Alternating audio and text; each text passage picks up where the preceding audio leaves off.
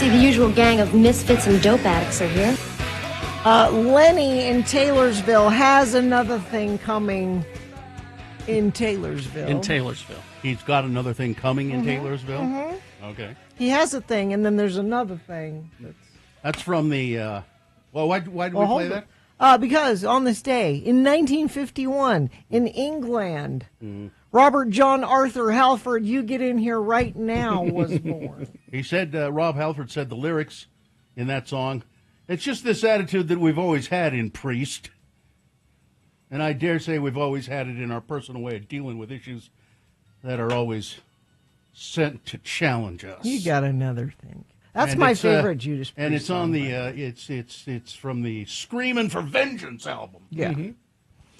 We're screaming for vengeance, baby. Which is the coolest album cover. Carrie, it looks like a comic book, kind of, doesn't it? A little bit. You can see it there. It's got like a eagle, like a comic booky looking eagle, screaming for vengeance. Yeah. Screaming for vengeance, baby. Yeah. If our YouTube was working, you Oh, can yeah. see it. That is Yeah. Did we not pay the bill again? apparently. Oh, well. Hi. Hi, Bill. How's it going? You're back. I am. Spent 4 glorious days. Well, Glorious? Were they glorious? it was, it's Bear Lake, and but it was a very nice little house what we rented, and had visits from friends and family, and but I did have a long to drive from Bear Lake to Layton for a funeral, and then drive back to Bear Lake. Yeah. That's not really a lot of fun. You didn't take my suggestion, which is don't go to Bear Lake till after the funeral. That would have cut way into a lot of Bear Lake time. Oh. It just but it's a lovely place. I hadn't really been there in a long time. It's a beautiful lake, and Did you have a raspberry shake? I did not. While I was at the funeral, they were having raspberry shakes. Well, that was nice. They said, quick, while Bill's gone, let's go get a raspberry Oh, shake. but I did discover something new. Every time I go to Idaho, so I went across to Idaho to the liquor store there, and I find something new so some years ago I discovered Buzz Balls, those little drinks, that come in the round, look like a hand grenade, and I really have a great. Now I found this new one. They're called Slamsies. This is Slamsy. This is a banana pudding flavor. Oh, that sounds horrible. It's 30% alcohol. Banana Or pudding, alcohol? 15% alcohol, so 30 proof. Yes. Yeah. And there's a cookies and cream one, and they're all very high in alcohol. Are these trying to get children hooked on alcohol? You bet. Cookies and cream and banana pudding? Yeah, that's exactly what they're You're for. a grown Gina. up. You don't want banana Gina- pudding and cookies and cream alcohol. Gina, Those are for children. Gina, I went to their website and it said, "Are you 21 years of age or older?" And I clicked yes. But they're kind of winking like, ah? Gina, I like flavored things too. Don't you? If you're grown up, alcohol should burn a little bit and be a little bit. What? It shouldn't be like a dessert. What? Yes, a dessert. They make all kinds of Yeah. alcohol desserts. Yeah, for wusses. I'll take it a step further. If I vaped, I'd like to have mango. How about, I'd like to have banana pudding vape. And I'm hardly a child. I like flavors. I like flavors of things. Okay. Yeah, Gina, the seasoned drinker over here. What are you, some kind of wuss? Yep. She knows her drinking. Now I feel bad that I didn't grab more of these. I just grabbed the because I loved banana pudding as a kid, and so I thought, well, I'll try that. It's really sweet, but they have sour strawberry, cookies and cream, cherry limeade, watermelon kiwi. The only problem with this product that I can determine is that it was invented a couple of years ago and developed by some people in Texas. That's the only thing. So that's the bad part of it. Texas. My Nana pudding. Dripping Springs, Texas. Dripping Springs? Dripping Springs, That Texas. sounds like a It's well, made-up- everybody Don't ask why they're dripping. everybody there has a venereal disease. That's, it's My Nana pudding. Is that what Morbo likes? I wish if I'd had some Nilla wafers, Oh, I that'd be would have good. dunked him, Yum. in the Slamsy. Wait, let me see the Slamsy. Let me. Or look at the container. Yeah, it's Oh, it's just you screw it off the top and and so have they're- at it. it just that's Yeah. you Slamsy. Yeah. Yeah. Yeah. Just they were not refrigerated, so I took it back to the cabin and got it. It looks like a Play-Doh container. Again, that is not Gina, for grown people. hush up! You know nothing about drinking. Grape wine with real cream, natural flavors, and FD&C. Yellow number 5 Yellow contains number sulfites. Well, Robert Kennedy will get rid of that. Yeah, this is, Drink them while you can, Bill. No, slam them. This is You don't drink them. Oh, You I'm slam sorry. them. Slam them while you can. I think it's I really hate the name Slamsies. This is on an endangered species list. You realize? Probably, yeah. Yep. They make what a big deal they make on their website about how they're environmentally friendly. How? I can read it to you if you want, but they do everything in a sustainable way because they love the planet. Now get drunk. All of our packaging is made with 25% post-consumer recycled plastic, and the containers are 100% recyclable. We're reducing our packaging and carbon footprint 22%. This is equivalent to, and then all these wonderful savings in gasoline and so forth. Choose Slamsies and be a part of the change. Together we can drunkenly create a more sustainable future. One sip at a time. Oh, you'll be part of the change, all right. Yeah. In Dripping Springs. This has been Farting Around with Carrie, Bill, and Gina on X96, Radio from Hell. All right. Well, we're back to full strength here, and it'll take me a few minutes to get. I'm still kind of foggy headed for some reason. We got all those Slamsies. No, I only had one. Had a lot of buzz balls though. We'll take a break here, and then we'll come back, and you can check in with us. 877-602-9696. That's the number, 877-602-9696. You can also check in via text, if you like, 33986.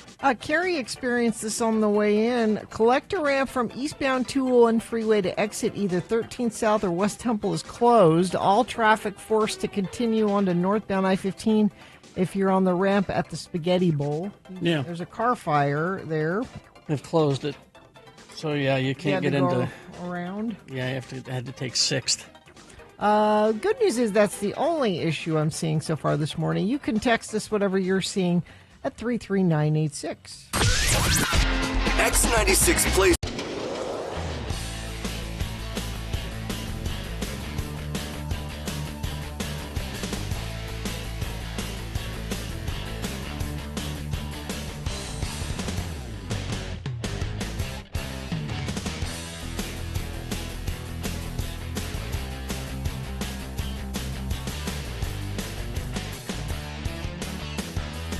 It is the 23rd century. Humans have left the lowly confines of planet Earth and have sought their destiny among the stars. While many things have changed, one constant remains: the need for young men to venture forth and do the work of the Lord. This is the tale of two such men who at the age of 19 have answered the call of their general authorities and are embarking on a 2-year mission to spread the gospel throughout the galaxy. This is the story of Space Elders! Today, we join our elders as they are drawn to a mysterious, uncharted planet. Are you sure the weird booming voice in your head said that this was the planet? Yeah, this is the place. I'm getting no signs of life on this planet anywhere. Just some weird power source in a cavern well beneath the surface. We better check it out. Wow, cool cavern. Hey, Lehigh, look. Lava lamps. Keen, huh? Hey, Butch, you shouldn't mess around with stuff that's not ours. Put me down. Who said that? It came from the lava lamp. That is not a lava lamp. It is my receptacle. I am Calgon. Welcome to our world. Sorry. Well, who's in the other receptacle? That is my son, Polygon. We have resided here for 50,000 years, waiting for someone to come. Hi, I'm Elder Christiansen, and this is Elder Jensen. Hi. We represent the Church of Jesus Christ of Latter-day Saints. You know, the Mormons. And we heard you call, and we're here to offer any assistance we can. How did you guys end up in these receptacle thingies anyway? We were a proud people, so technically advanced that we would be considered gods by your standards. We could have made an operational hyperbike the size of a walnut. Oh, that'd be cool. Wouldn't be very useful, though. Centuries ago, our world was ravaged by war. We saw our own destruction and designed this cave to ensure the survival of our species. Of all the great minds of our world, only my son and I have survived. Well, what do you want from us? A chance to hear the first discussion? After 50,000 years, we wish to borrow your bodies so that we may get out and stretch our legs. Oh, and what would happen to us? You would occupy our receptacles during our short stay in your bodies. Oh, hey, no way. How do we know you guys even have legs? Come on, Butch, it'll be fun. Besides, we're here to help people. And what guarantee do we have that you won't leave us stranded in these receptacles for the next 50,000 years? I promise. Cross my heart. Well, we'll have to take your word for that. Okay, we'll do it. Oh, Father, I had forgotten what it was like to breathe the air. We have been in the receptacles for far too long. Yes, my son, far too long. I can't wait to have a cup of coffee. Not in my body, you don't. And I want to get a Slurpee and give myself brain freeze. Oh, I hate brain freeze. Hey, time's up. Get back in your receptacles. Have Butch and Lehigh been cheated out of their bodies? Could our elders baptize a receptacle? Are they waterproof, or do they float? Will Lehigh's body get its first taste of coffee? Can Butch survive a bad case of brain freeze? Tune in next time to hear Calgon say... Well, my son, we gave our word. It is now time to surrender their bodies and return to our receptacle. No way! I haven't even gotten to play Nintendo yet. You just want to give them back their bodies because I got the good-looking one. Oh, how true. On the next hip-dislocating episode of Space Elders!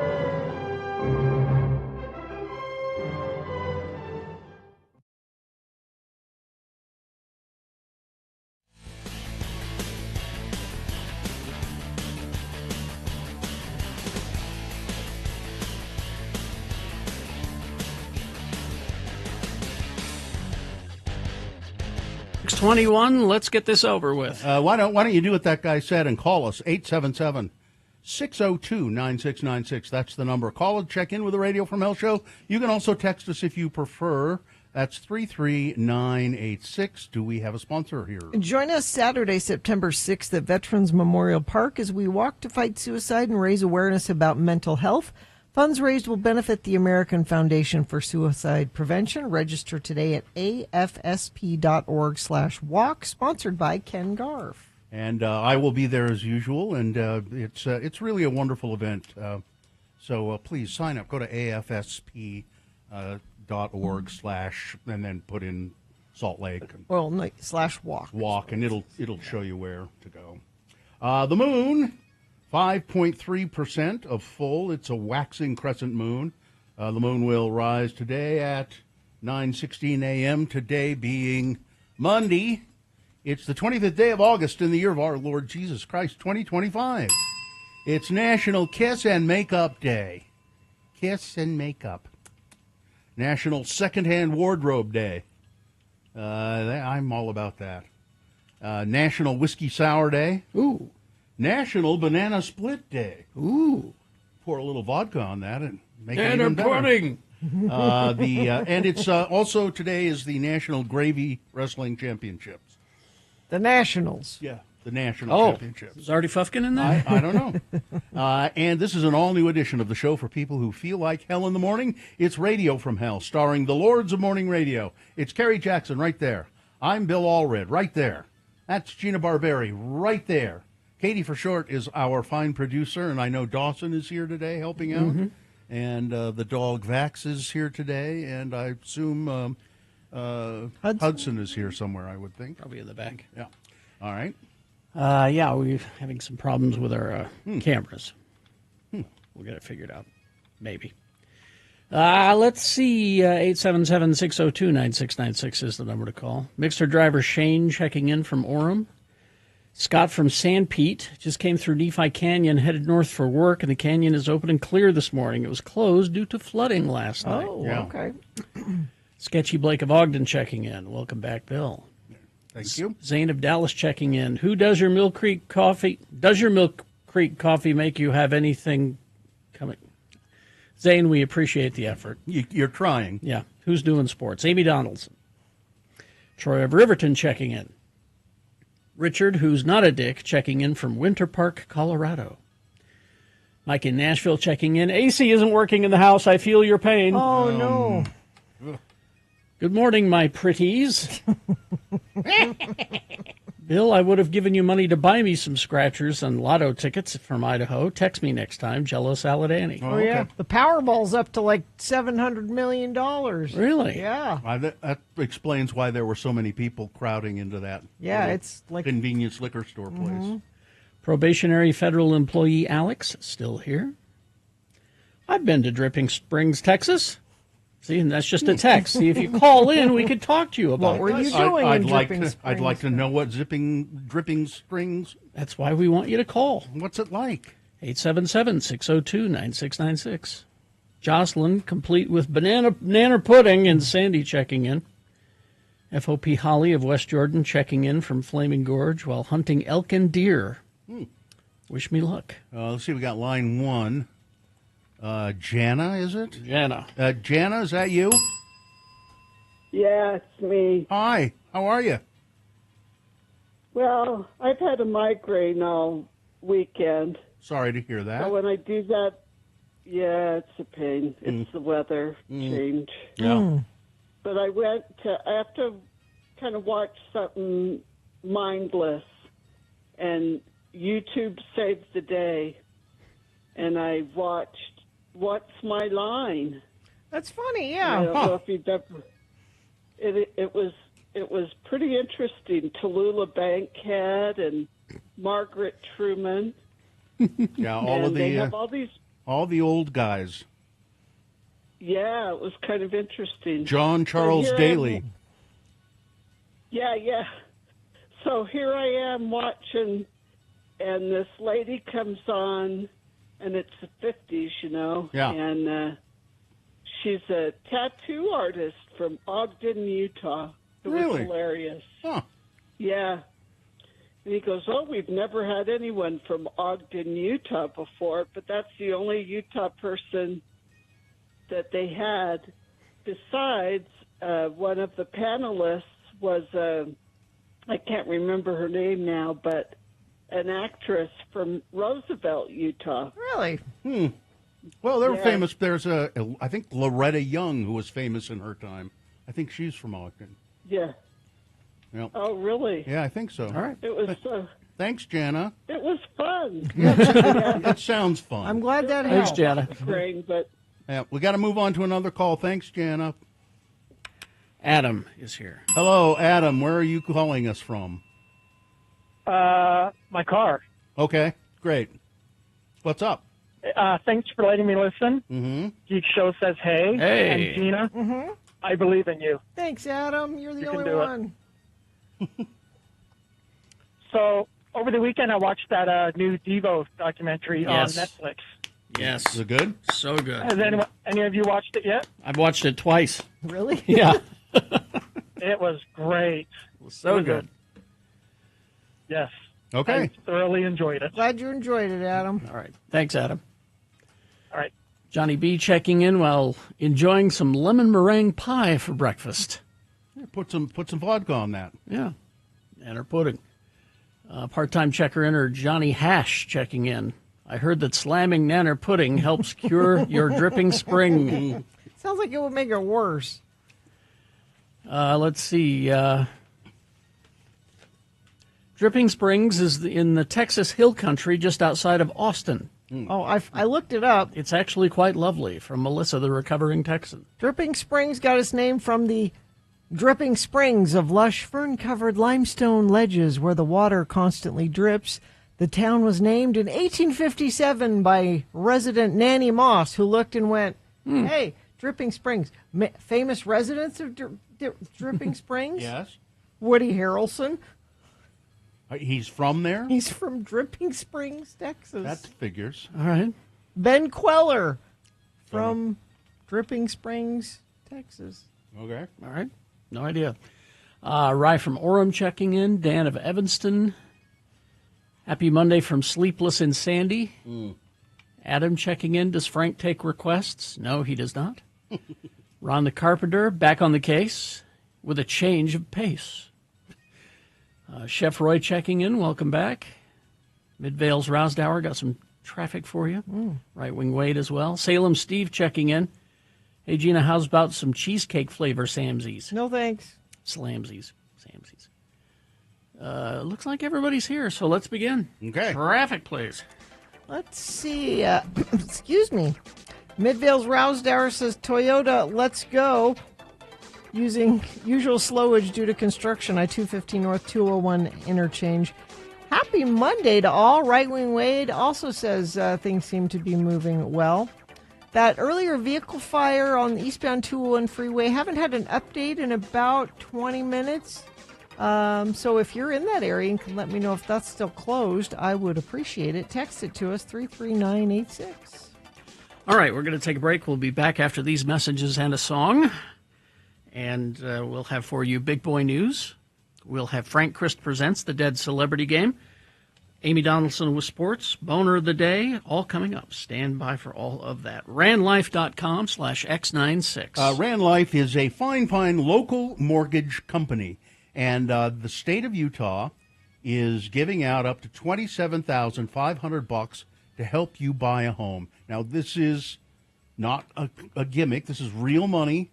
To help you purchase your first or even your next home. Doesn't have to be a first-time home purchase. So the best part about this is that most down payment programs like this come with a second mortgage payment, but not this one. There's no second payment at all. Rand Life can tell you how that all works. They've always been experts at making housing more affordable, and now they've got this new program that's changing the game. Most down payment assistance programs stick you with that second loan, not this one. Rand Life can explain it to you. It's a simple way to make home ownership more affordable, both upfront and month to month. So go to randlife.com/X96. That's randlife.com/X96 and see if you qualify.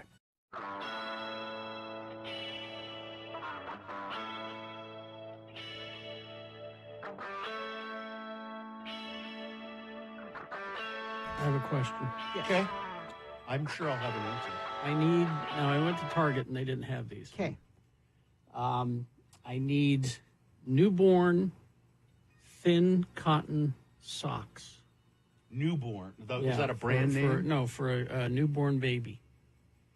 Well, you need to go to a baby store. Well, they didn't have them They at didn't have Target? newborn. No, they had, Really? 0 to 3. They had, but not specifically newborn. I need the smallest thin cotton sock that you can get.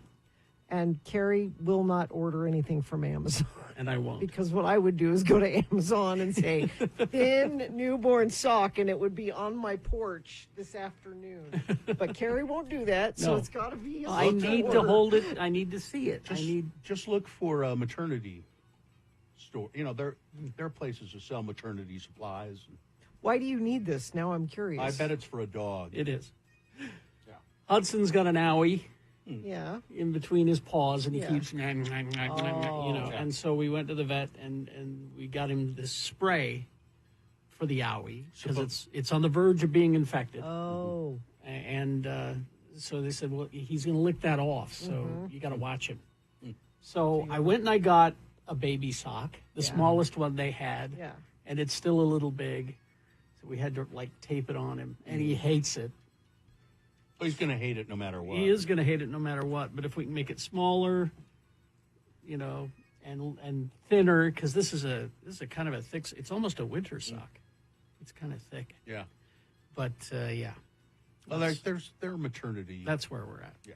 I Googled newborn socks near me, And it went to Amazon. and it goes to Target. I went to Target. They didn't have it. I mean, I guess I'll hit this Target on the way home and Yeah. see. But I went to the Target out that way. I won't say which one. Boy, it's like a bomb went off in that place. Carrie, do you want me to order Why? it at Amazon and bring it to you so you don't have to feel No. no? Because Why does it like a bomb went off? It's in it? just like somebody went through the store and pulled things off the it's because shelves. it's back Messy. to school. Is that Oh, is it? that- Yes, They just pulled things off the shelves Yes. and left them in the aisle. it You is know. back to school. Yeah, that's what it is. That is So, what it is. Oh, it needs to be breathable so it'll dry out. Oh, Okay. it's got to be So caught. it's got to be caught. Yeah. All right, I'll try the Target again on the way home. Aren't there maternity stores though? Well, not a maternity store. Like Babinski's is still there. Oh, really? Yeah, in Foothill. Oh, okay. Maybe I'll try try that. that. Yeah, there we go. Preemie clothes. Yeah. Not newborn. Preemie. I Oh, need preemie. there you that's go. the problem. That's what we need is preemie. Thank you, That's- Texter. That's the problem. Maybe somebody who's had a preemie and then now the child has grown Mm-hmm. up. They still They have the save the preemie stuff. tiny socks? Yeah, they still have the tiny socks. Maybe they could just loan you some. Sure. It's for a dog, but and you'll give them You back. won't. No, I don't think they'll want it back. No, after a dog's been gnawing on it. What? Because hopefully you will never need the preemie socks again. I know. God, Preemie no. socks. So I think we need preemie. Yeah, look up preemie. Preemie preemie socks, socks near me. Yeah. Pre Salt and Honey on 9th and 9th has baby stuff. socks Carter's, near Savers, or the DI. Mm. Really? For preemie socks? I guess. They're still telling me Target, They're still telling you Target. but Well, should I go to I go to Babinski's. It's local. Well, right? look.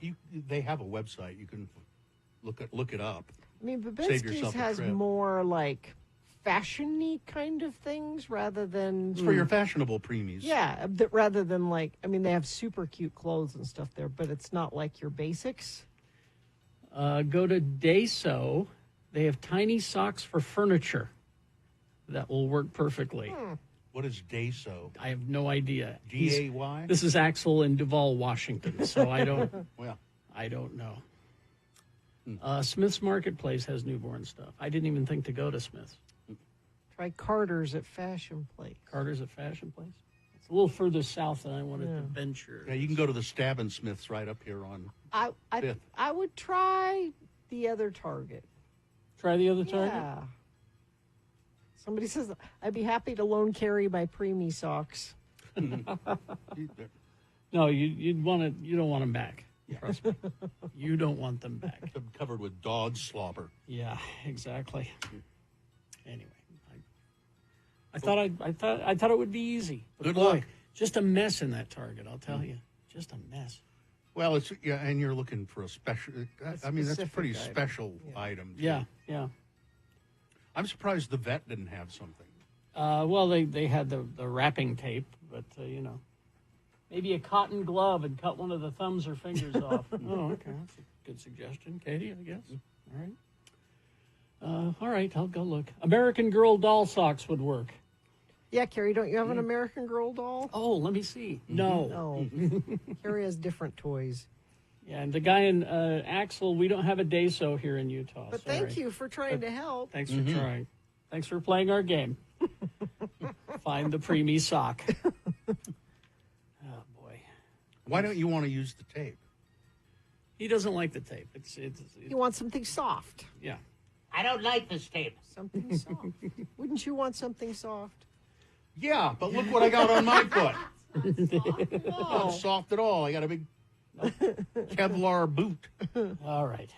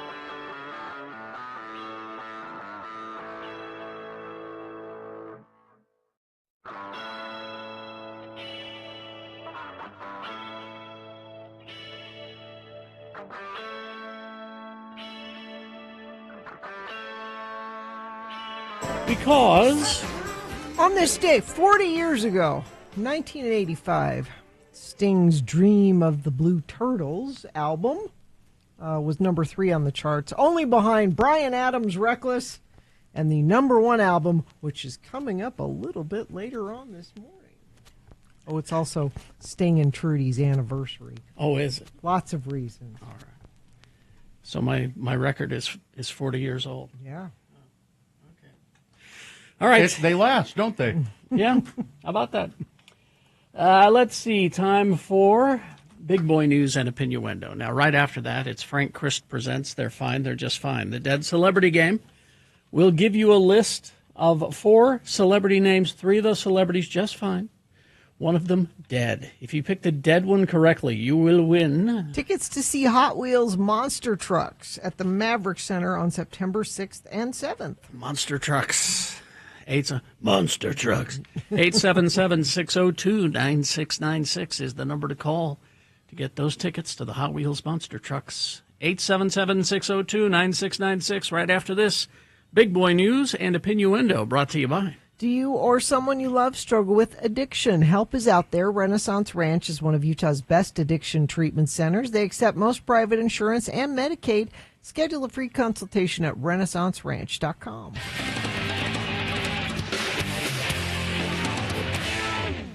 Lionel Richie's house was targeted by burglars while Lionel Richie was at home. Is he okay? The 76-year-old dancing on the ceiling. If he can dance on the ceiling, I'm sure he's fine. He had to contend with an intruder at his Beverly Hills mansion just after midnight Saturday.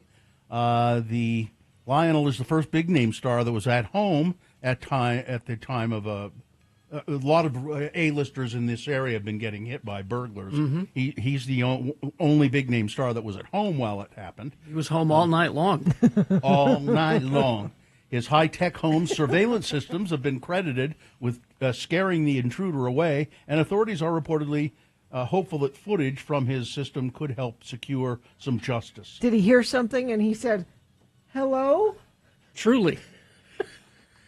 Officers received a radio call regarding a residential. You know, you guys can make light of this, but this was terrifying for Mr. Ritchie. Terrifying. The report went on to name a man. Oh, apparently they've arrested somebody. Who is somebody on suspicion of residential burglary, and they think it might be this guy and the same guy who's been doing a bunch of them. Brad Pitt's home got burglarized.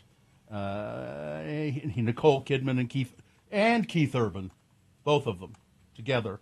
Their Los Angeles home was targeted, but they're never home. They're always out to dinner. They're always out to dinner. Yeah. Friends and family are reacting after Utah violinist John Shin was detained by U.S. Immigration and Customs Enforcement on Monday. Shock and at the same time not surprising, said family friend Gabriel Gordon. This is the direction our country has been headed in. His wife, Danae, released the following message on social media. On Monday at 2:30 p.m., I got a call from John. Honey, I don't have much time. I've been arrested by ICE, and they're sending me to a detainment center. I love you and the kids. I'll be okay. Please call our attorney. And then he was rushed off the phone. I have no more details, no more information than those short 30 seconds, she said. We have not heard a single word from him since that phone call. Mr. Gordon said. Gordon has known Shin for about 10 years, connected with him through the violin. It's been my honor and privilege to be his stand partner as well as conduct him in ensembles, he said. John Shin plays at places like the Salt Lake Symphony, Utah Symphony, Ballet West. He's quite a noted violinist. He came to Utah from South Korea when he was 10 years old. Yeah. And has been working his way through the legal system on different visas ever since. John was brought here on a K-2 visa when he was 10, Gordon said. When he graduated from the University of Utah and his father died, he was granted DACA status. His citizenship paperwork is currently pending.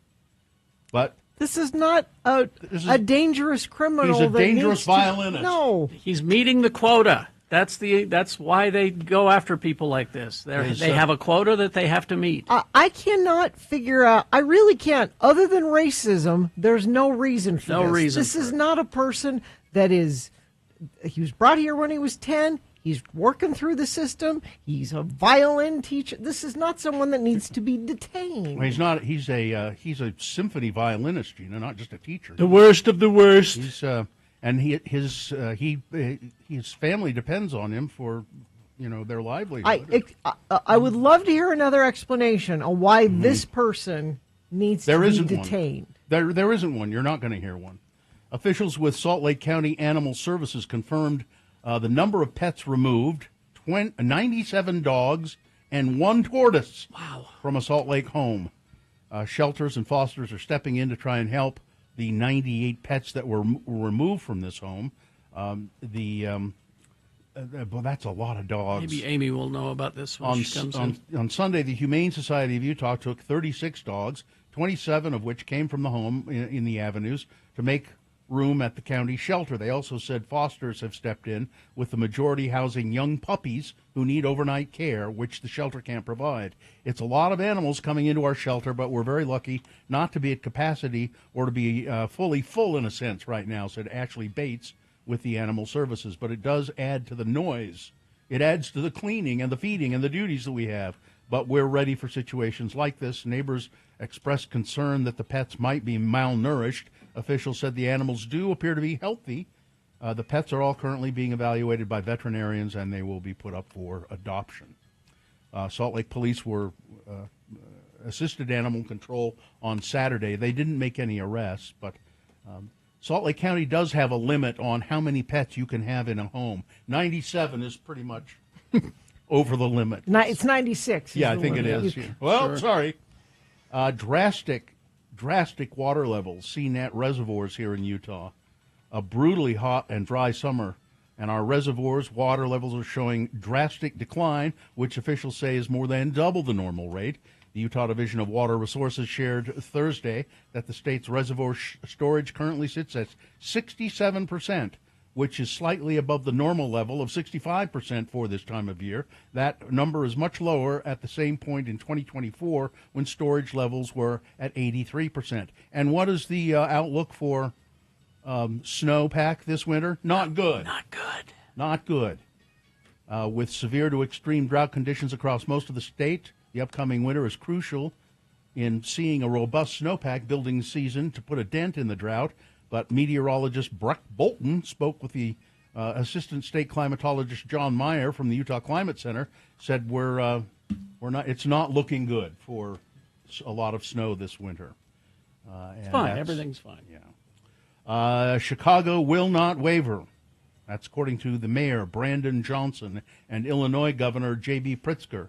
They've responded after reports say that the Pentagon plans a military deployment to Chicago.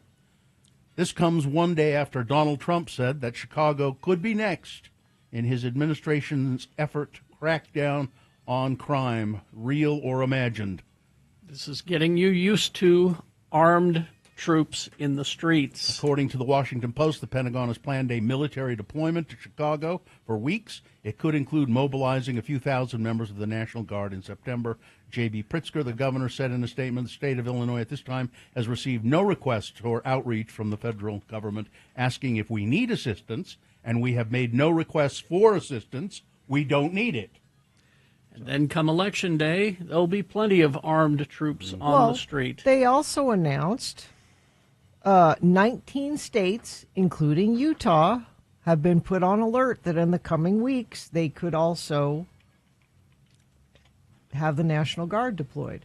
Now, Governor Spencer Cox, I don't know if you have this, Bill, addressed that in his weekly news conference. It says, we've said from the beginning we're willing to work with and support the efforts to remove people who are here illegally. However, a couple of caveats. Our National Guard will not be putting hands on people and will not be arresting people. That's not the role of the National Guard. We won't allow that to happen. But Utah is on a list of 19 states that have been said, hey, get ready. We're going to do this there, too. A posthumous and unsparing memoir by one of Jeffrey Epstein's most prominent accusers, Virginia Giuffre, will be published this fall, according to Alfred A. Knopf, the publishing house. Nobody's Girl, a memoir of surviving abuse and fighting for justice, scheduled for release October 21. The publisher confirmed to the Associated Press Giffey, who died by suicide in April at the age of 41, had been working on Nobody's Girl with author-journalist Amy Wallace and had completed the manuscript for the 400-page book, according to Knopf. The publisher's statement includes an email from Giffey to Wallace a few weeks before her death, saying that it was her heartfelt wish that the memoir be released, regardless of her circumstances. It'll be interesting to see what can stand in the way of this happening, if something can stand in the way of it. We'll see. A staggering number of Americans are applying for refugee status in Canada. And here's the story about a man who, like me, likes his bacon not quite crisp. Yes. I like my bacon a little chewy. Indeed. Well, this British man ended up with, he ate a lot of undercooked bacon, and now he's got pork worms in his brain. 52-year-old sought medical help after migraines grew worse and worse. He reported a severe pain across the back of his head. A scan revealed he had pork worms in his brain. Pork worms. Yeah, yeah. They're kind of a tapeworm. And they're embedded with cysts in there. Oh, good. And they've laid eggs. And I don't know what they're going to do about it. But It's okay, I can relate. He's off the bacon now. Just drink some unpasteurized milk. And that'll clear it up. Clear it right up. All right, that's it. Weather traffic. Well, maybe. Maybe? Maybe. There's 60% chance of showers today, they're saying. Before noon, thunderstorms even possible. High near 89. So it's 60%. I'll take 60%. I'll also believe it when I see it because we've been lied to before. But maybe that would be great. Traffic. Like I said, that earlier vehicle fire, Kerry encountered it on his way into work. The collector ramp eastbound 201 freeway to exit at 13 South or West Temple has been closed. Haven't seen if that's reopened yet. If you're in the area and can let me know what you're seeing there, that would be great. 33986. Crash northbound I-15 in Lehigh, milepost 285. And front of the program says, heads up, new freeway split by Roy going northbound. Thank you for sending that in. Anything else you're seeing, we appreciate it when you let us know. 33986. Spooks Boutique. Hosting Too Ghoul for School, a free family-friendly oddities arts festival featuring all local artists and vendors, raffle drawings, and more. All happening at Spooks Boutique this Sunday, August 24th. That was yesterday. Mm-hmm. But you should go to... Oh, it was great. Frank, were you there? I made an appearance. Nobody saw me, but you should go to Spooks Boutique. It's where Halloween is not a holiday, it's a lifestyle. Frank Christa joined us in the studio to play this macabre game where we give away prizes if people can determine which celebrity is dead. What a terrible way to give away prizes. Frank is the reaper of celebrity souls. Frank Christ is his name, and he is, as you would expect a reaper to be. He's a skeletal figure. He wears the robe. He has the scythe. His kind of updated, though. He doesn't ride a horse. He has an electric scooter. Well, I care for the environment. Of course you do. I don't like horses. And when a celebrity dies, Frank goes to the scene of that death and whisks the celebrity's soul off to the distribution center. And from there, who knows? Do we have a contestant? Brady is here. Brady, good morning. How are you? I'm very well, thank you. Well, good, Brady. Brady, if you identify the dead celebrity on this list that Frank has given me, you'll win a prize. And what is that, Gina? Tickets to the Hot Wheels Monster Trucks Glow and Fire Live at Maverick Center, September 6th and 7th. All right. Brady, here's how it works. Frank has given me a list of 4 actors. 3 of them on the list are... No, they're just fine. But one of them Frank has taken. Oh. And you determine the dead celebrity, you'll get the prize. Ready to go? Brady? Yes, I'm fine. I'm just fine, and I'm ready. Okay, good. All right, Brady, because it's the Gravy Wrestling Championships going on somewhere today, Frank has given me a list of actors in movies about wrestling or wrestlers. Here we go. Identify the dead one. Number 1, Tanya Roberts. Her credits included playing Julie Rogers on the final season of the TV series Charlie's Angels. She was in the James Bond film A View to a Kill.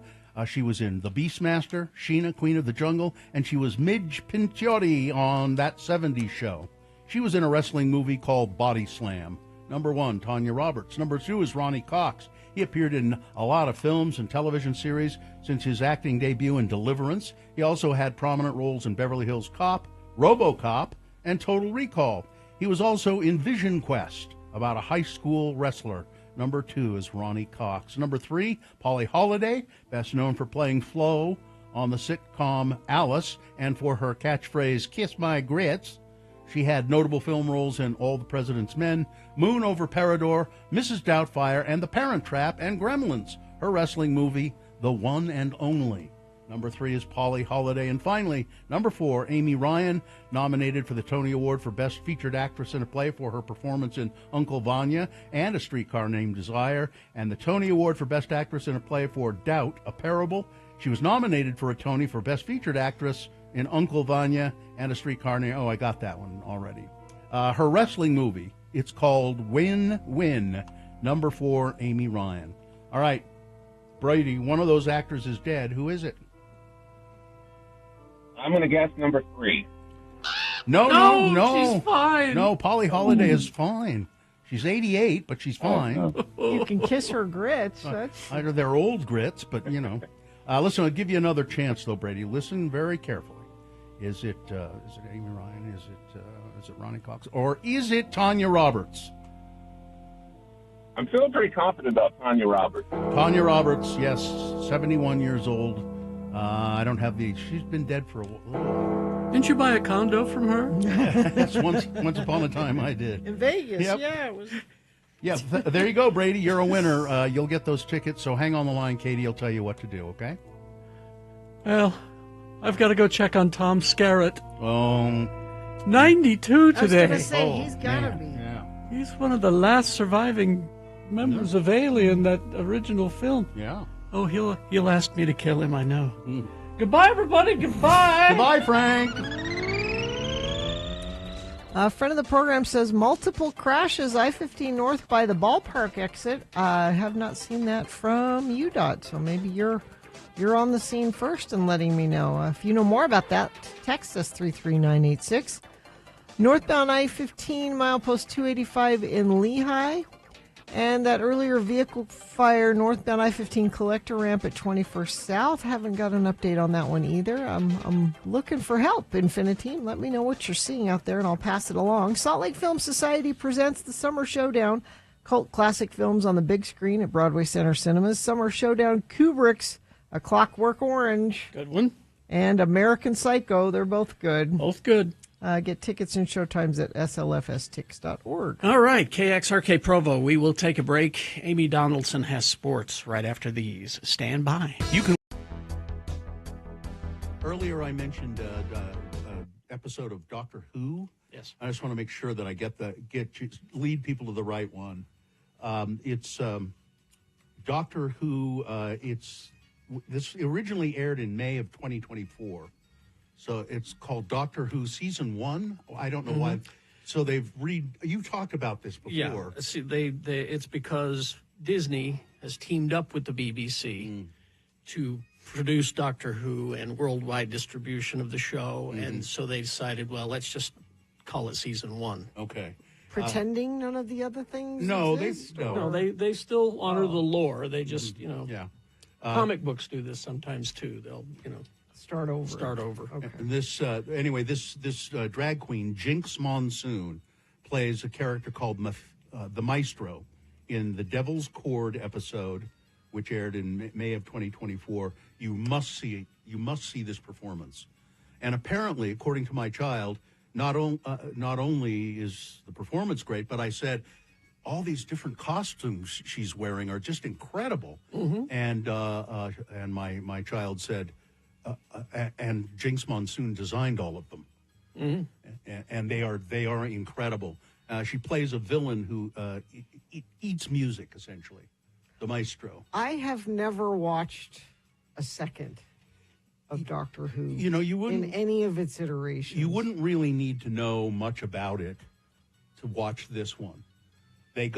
So he has this, he has the TARDIS, which is a time machine. I Essentially. mean, I know that much about it. And he can go any place. And they go to Abbey Road in 1963 because wouldn't it be cool to see the Beatles working? But what's happened is the maestro. Well, I won't tell you about it. But the Beatles are in it, and actors playing the Beatles, and it's kind of interesting to see that.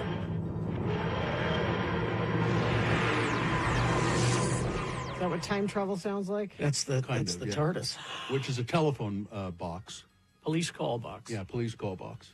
But it's really bigger inside. It's bigger on the inside. Bigger on the inside. That's the joke. Yeah. And the new Doctor is pretty good. I hadn't seen him. He is good. I didn't care for Doctor Who for the longest time, Mm-hmm. and then Matt Smith came along. Mm-hmm. Yeah, that's when I kind of got interested. And he was just so fun to watch. Mm-hmm. And then I went back and watched a couple of the others, but yeah, Peter Capaldi was really good. He was great. Yeah. And he was the ornery Doctor Who. Yeah, and this new guy's pretty good. What I can't remember his name now. It's hard to pronounce. Cheeto Kawami or something. No, Chudy. Is it Chiwetel Ejiofor? No, no, it's that not. Sounded like that's where you were going with it. No.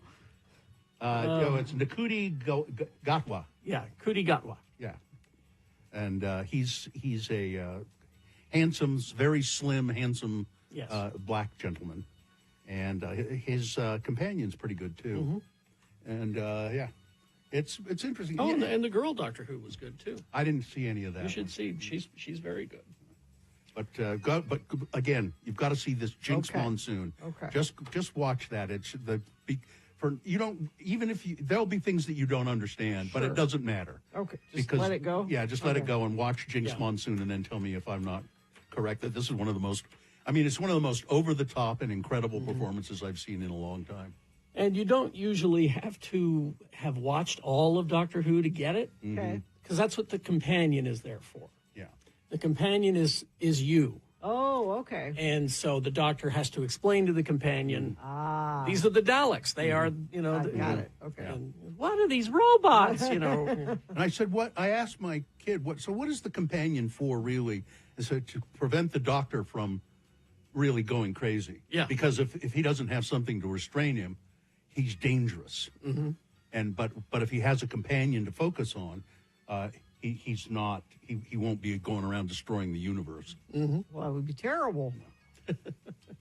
It's interesting to think of. It's the character that you like that character, but that he has an edge to him that's kind of.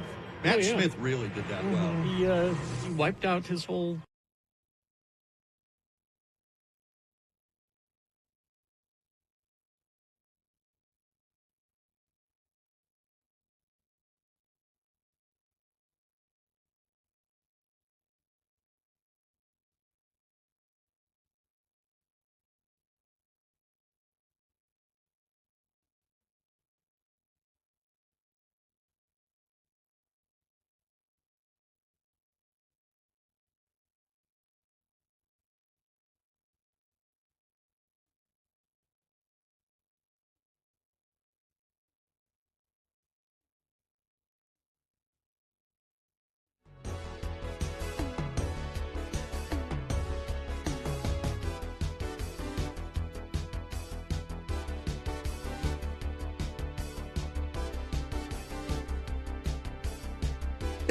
Shirley in Payson says she's a hot mom in Payson. In Payson? Mm-hmm. All right. You wouldn't think a Shirley would be a hot mom, but she is. Shirleys are typically not hot moms. Like my aunt. Yeah. Anyway, let's get to some sports with Amy Donaldson, brought to you by. Now through September 1st, get $80 to $120 instant savings on 4 select in-stock Cooper, Nexen, Nitto, or Sumitomo tires with installation purchase. Big O Tires, the team you trust. Amy Donaldson Sports. Break. There she is. Podcaster extraordinaire. I mean, what about Laverne and Shirley, though? She's kind of sexy. Oh, yeah. I mean, that may you have be to be old. What I'm referring to here. That may be. Like a person of our age. Yeah. AD on Sports. Sexy is in the eye of the the beholder. way you can follow her. Yes. And you can read her stuff. Read my columns at KSLSports.com, and you can. Yeah, you had a listen to big my podcast. one about the high school sports thing. I saw. Yeah, so that's actually the subject of my podcast that's coming out in, I don't know, hopefully 5 or 6 months. But you can read about it. You can read Yeah. the breaking story. Yeah. So this is the first time I've ever done a podcast where there's actually breaking news at the same time I'm trying to research and write the podcast. Oh. The other podcasts, for the most part, the things had happened in the past, and I was, taking another look at it, or a deeper look, or telling you the rest of the story that we didn't cover as journalists in the breaking news. But this one is actually happening as it. And so on Tuesday, Juan Diego sued the Utah High School Activities Association, and on Wednesday they withdrew that lawsuit with no explanation. To this moment, I have not had an explanation for that. So. But it was a huge lawsuit. It was a civil This rights. is about recruiting international students. Yeah. And for Juan Diego, it basically said they were impinging on their freedom of religion, because part of their faith-based mission is to give tuition assistance. Is to recruit athletes from other countries. Was to give tuition assistance to international athletes. But there are a lot of rules around that maybe were part of the reason it got withdrawn. I don't really know. But there is they also said the investigation done by the UHSA was retaliatory, which I think most people would argue the UHSA should do more investigations and more enforcing of its rules. So, we'll see what happens. But there is a hearing scheduled for Juan Diego on those allegations. I think it's the 3rd and 4th of September after the holiday. So, yeah, it's keeping me busy. Yeah. All right. Let's see. Real Salt Lake, they lost to Minnesota 3-1. I believe that was the first time Minnesota has won a match in Utah. Well, I'm yeah, glad we could make them feel good. So I the suppose. first goal was off of Vera's hip, so that was a bummer. Own goal was always a bummer, especially in pro. I mean, it's probably always really demoralizing for a team. But RSL's new forward, Victor Olatunji, he scores their only goal and looks to be a really fun player. So they've had some recent acquisitions that give people hope for what is going to come down to the last wire, down to the wire again, right? This has happened several times. It was actually in the podcast, but Real Salt Lake is currently in 10th place. There's 7 matches left. Their next match is September 13th at home against Sporting Kansas City. Are you telling me they could get into the playoffs? There's a chance. I'm telling you, there's a chance. They're in 10th place, 10th place, and they could get into the playoffs. They could, indeed. Well, I mean, 10th is, they're only 2 out. That's 8. And if you look at like games played and how far back and how, I mean, in soccer, because you can get points just for a tie, and then there's a difference between on the road or at home. So we'll see what happens, but yeah, there is a chance. And, if you listen to the post-game press conferences, there's a good chance, but we'll see what happens. It means a bunch of people who haven't played together for the entire season coming together in just the right way and just the right moments. It could happen. Hey, man, yeah, that's what we love about playoff anything, right? Utah Royals, they earn a draw against Gotham FC.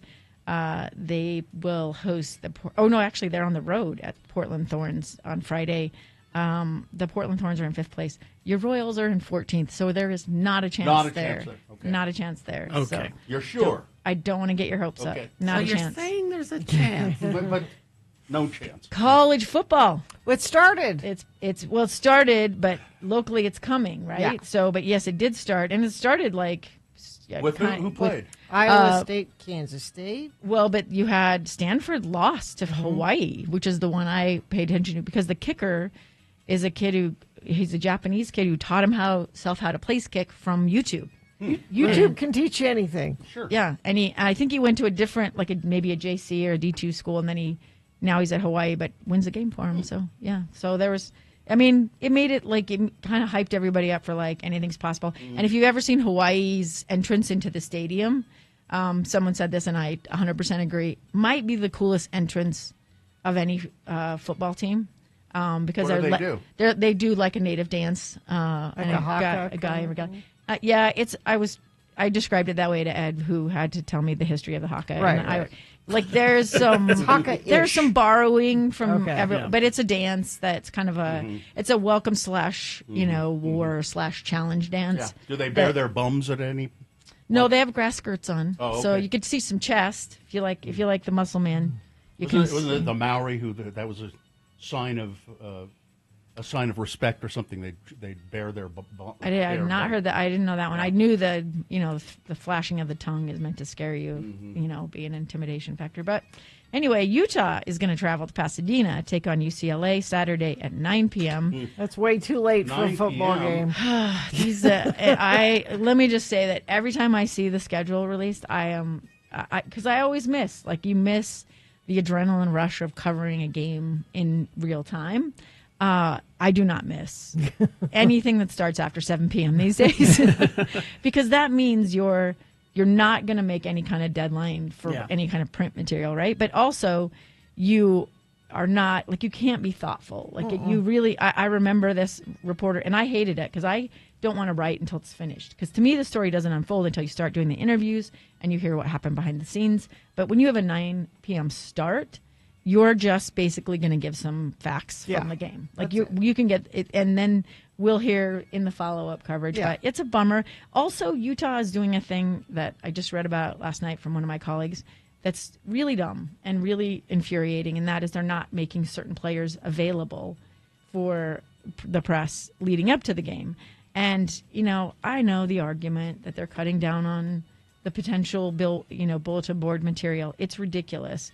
And I wish all my colleagues would just say, you know what, we're going to go cover teams who want to be covered, who will give us access, who want to engage with us, and who will build a trusting relationship. Because this is stupid. Well, I'm just glad that we gentlemen, Gina, now have football games every weekend. I know. Through February. This gentlemen. This irritated me so much. What is that? I loved that. Did you see I retweeted you? And Yes. I loved. What is it that irritated you? Scott Gerard tweeted. We will have football games every weekend now through February. Gentlemen, we have finally made it to the promised land, and it is glorious. And Gina retweeted. Excuse me. Some of us ladies are also very excited about football. Do you know Scott Gerard? Yeah. Yeah. Will you tell him? I will tell him. Oh, come on, Gina, you're just one of the guys. Yeah. Well, I mean, I'm a gentleman. How are you as a woman going to enjoy this? I can't imagine. Well, you were not alone. I read That's through the responses to him. There were other women who were like, "Hey, we're also excited about football." So he also didn't respond. No, I don't. I mean, a lot of people don't. So I don't know. Oh. I mean, I would assume he could. But next thing you're going to say, gentlemen, start your engines. We can't say that anymore. No. Ladies like to start their engines. Yeah.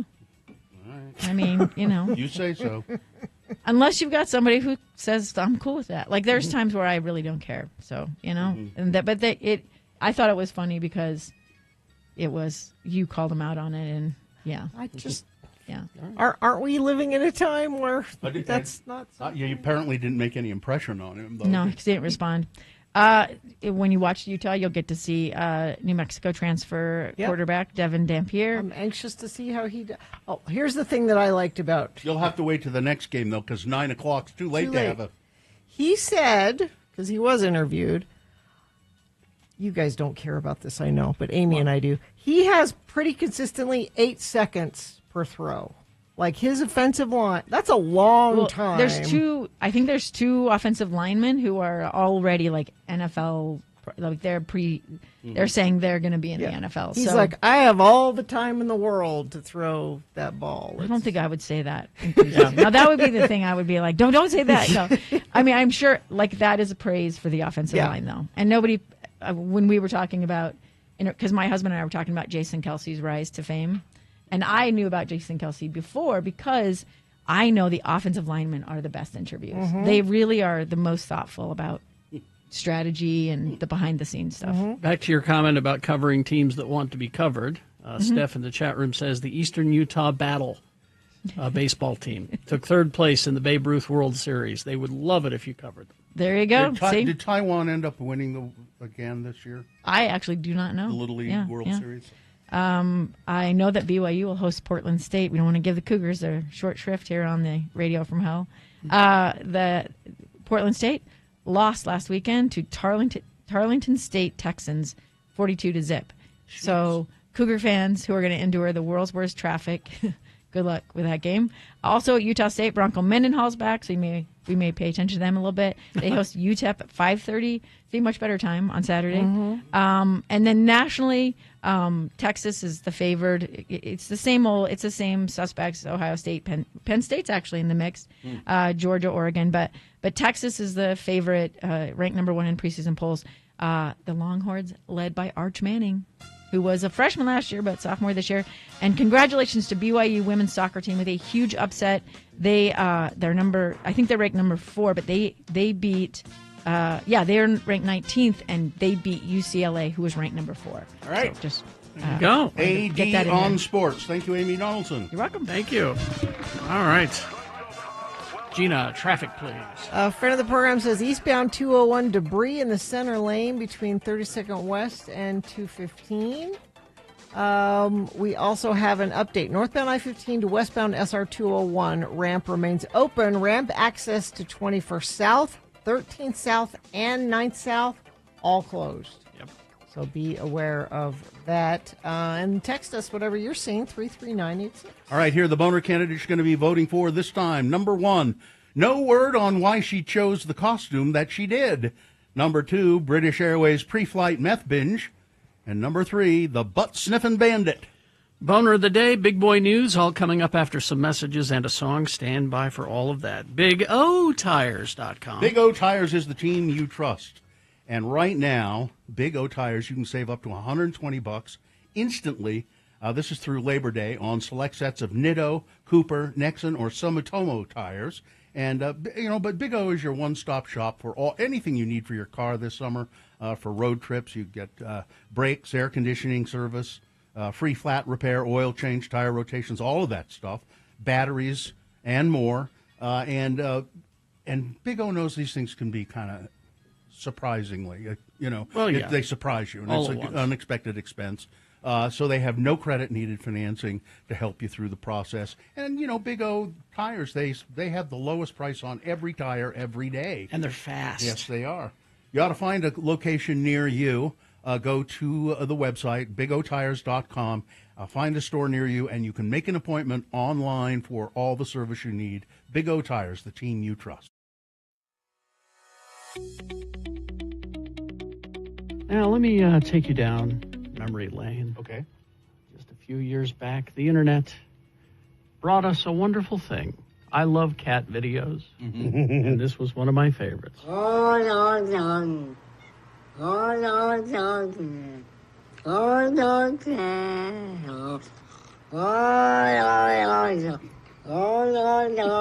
a cat. It's really a cat. It's really a cat. A house cat. A house cat who appeared to be speaking and saying, Old Long Johnson. Yeah. Or we projected it onto the poor kitty cat. I don't know. Well, people remember that. Very well. And 4 different people sent me this morning because this is the latest. Another one, huh? Well, this is a combo. Different cat? This is a combo platter. This is a different cat. Okay. And it's a guy who is a musician who calls himself the Kiffness, Kiff, the Kiffness. Okay. So he's taken some talking cat samples and turned it into a song. All right. So I don't know if you're ready for this or not, but here we go. Sure.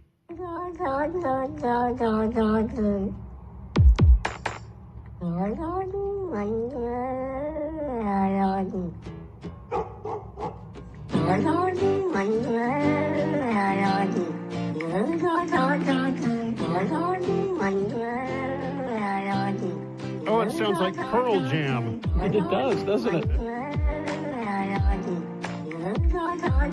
Now what he's captioned it. So the cat is saying, hold on to my fur, I like it, when the dogs are barking.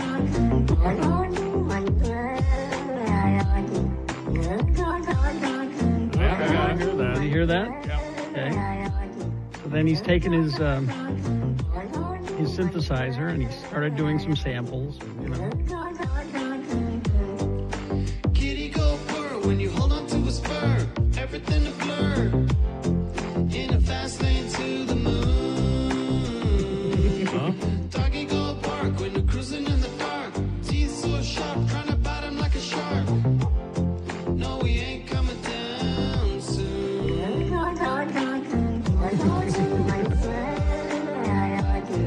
So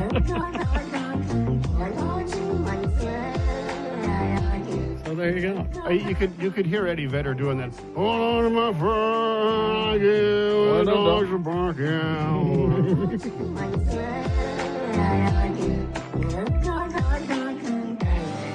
And then he's got a dog that it's growling at him, and he's manipulating the jaw to add a little background sound effects. A tiger don't like it when a cat like me is going through life successfully. So they make a big buck as I fly through the sky. Hold on to my bird, boy, don't you cry. Cause we're gonna make it now, break through the clouds. No more doggy barking, where are they now? It's easy to hear them when you're on the ground. But when you're up on the moon, you don't hear a sound.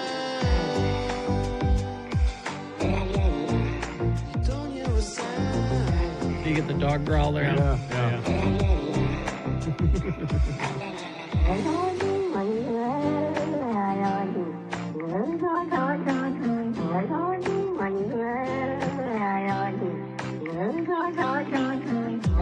Here's the thing. I know you may not think of this much of the song right now. No, I but don't. I guarantee you, 4 hours from now, in your head. When the dogs are barking. When the dogs are barking. Hey, I promise you, if this goes viral, like Interscope Records will sign this guy like that. get a hold of the Kiffness for Interscope Records. There you go. I've never experienced a cat in real life sounding like that. Really? No, never. I mean, I can't imagine that, I have a cat now that has a distinctive meow and does it all the damn time, but not like it's talking. Well, we got a new kitten about a year ago, and then within our household, so we have a kitty, an old lady kitty that's like 15, and it took her a minute to decide that she didn't hate the kitten because kittens are just little buttholes. And my wife had this video of the kitty and the baby kitty and the old kitty together, and the old kitty finally was like, all right, fine, I'll lick you and be nice. And so she's licking him, but growling at the same time. So she's being all sweet, licking the kitty, just kind of going,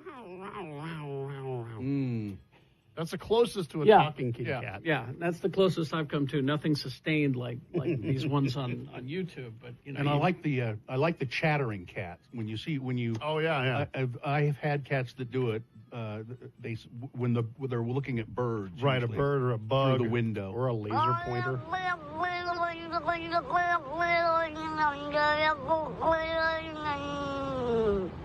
That's a cat. All right. No. Yeah.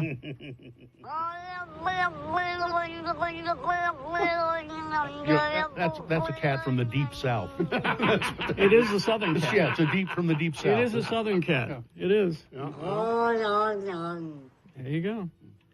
Where there was a South Park episode where they had the old Long Johnson kitty cat.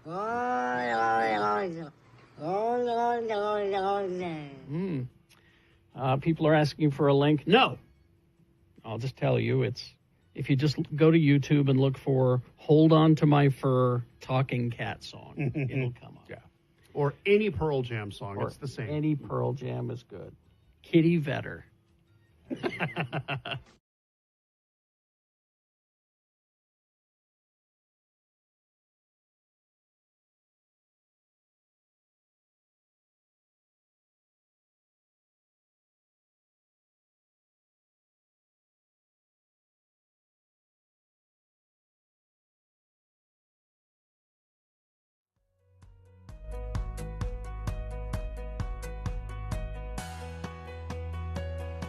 Because on this day, in 1954, Declan McManus was born. And then later on he said, hey, I want to be Elvis Costello. Mm-hmm. Can you do that? Yeah. You can just do that. Mm-hmm. Oh, okay. Call me Elvis Costello from now on. Well, not you. There's already an Elvis Costello. You got to pick something different. Mm-hmm. Okay. Call me Elvis. Elvis the pelvis. Already is one. Well, Call me Elvis the Pelvis. hey, Elvis the pelvis. Boner of the day, 3 news stories. These will be examples of bad, stupid, funny human behavior, and you will decide with your vote of these 3 candidates which one is the worst, which one deserves to be boner of the day for today, August 25, 2025. We'll give you 2 candidates now, a third after the news, and once you've heard all 3, then you'll vote. One of you lucky random boner voters will receive. Can't buy it, gotta win it. Radio from Hell Boner t-shirt. Here's boner candidate number 1. No word on why she chose the costume she did. St. Petersburg, Florida. A woman named Marsha Morgan was arrested for covering her neighbor's car with toilet paper. The incident occurred 4 p.m. in the afternoon while Ms. Morgan, dressed in a hot dog costume, she was charged with disorderly conduct and resisting arrest. Morgan was also intoxicated at the time, refused to cooperate with the investigation, pleaded no contest to misdemeanor charges the following day, fined $550 for toilet papering her neighbor's car. The reason behind her choice of costume remains unknown. Look, we're all trying to find the person who did this. It's a meme. Oh. No word on why she chose the costume she did. Boner candidate number 1. Boner candidate number 2, British Airways pre-flight meth binge. Hayden Pentecost was found naked in the toilet of a British Airways jet heading from California to London after being seen agitated, sweaty, and babbling in the cabin. He's it says here he's an attendant, so I assume that means he's a flight steward or a flight attendant. As relatable to as this may be for some international travelers, Mr. Pentecost was a flight attendant on the transatlantic flight, and he tested positive for methamphetamine. Wow. He was hospitalized and fired. He now has pleaded guilty to a charge of performing an aviation function while impaired. The court heard Mr. Pentecost had to be stood down by his manager when he failed to help with any pre-flight safety checks. After complaining of cramps and saying he had to change his clothes, he locked himself in one of the toilets, where a colleague later found him naked and oblivious to the fact that he was naked, the court was told. He had dilated pupils, a high heart rate, and had to be checked every 20 minutes until the plane arrived at Heathrow. Paramedics took Mr. Pentecost to the hospital. There's the famous British Airways pre-flight meth binge. Boner candidate number 2.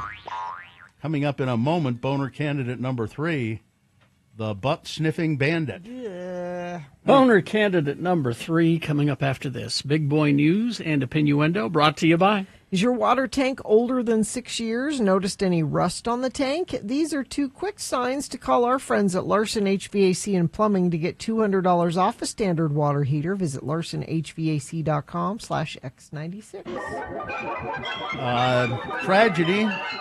He was one of a kind, an original. Jerry Adler, who played Hesh on The Sopranos, has died. He was 96.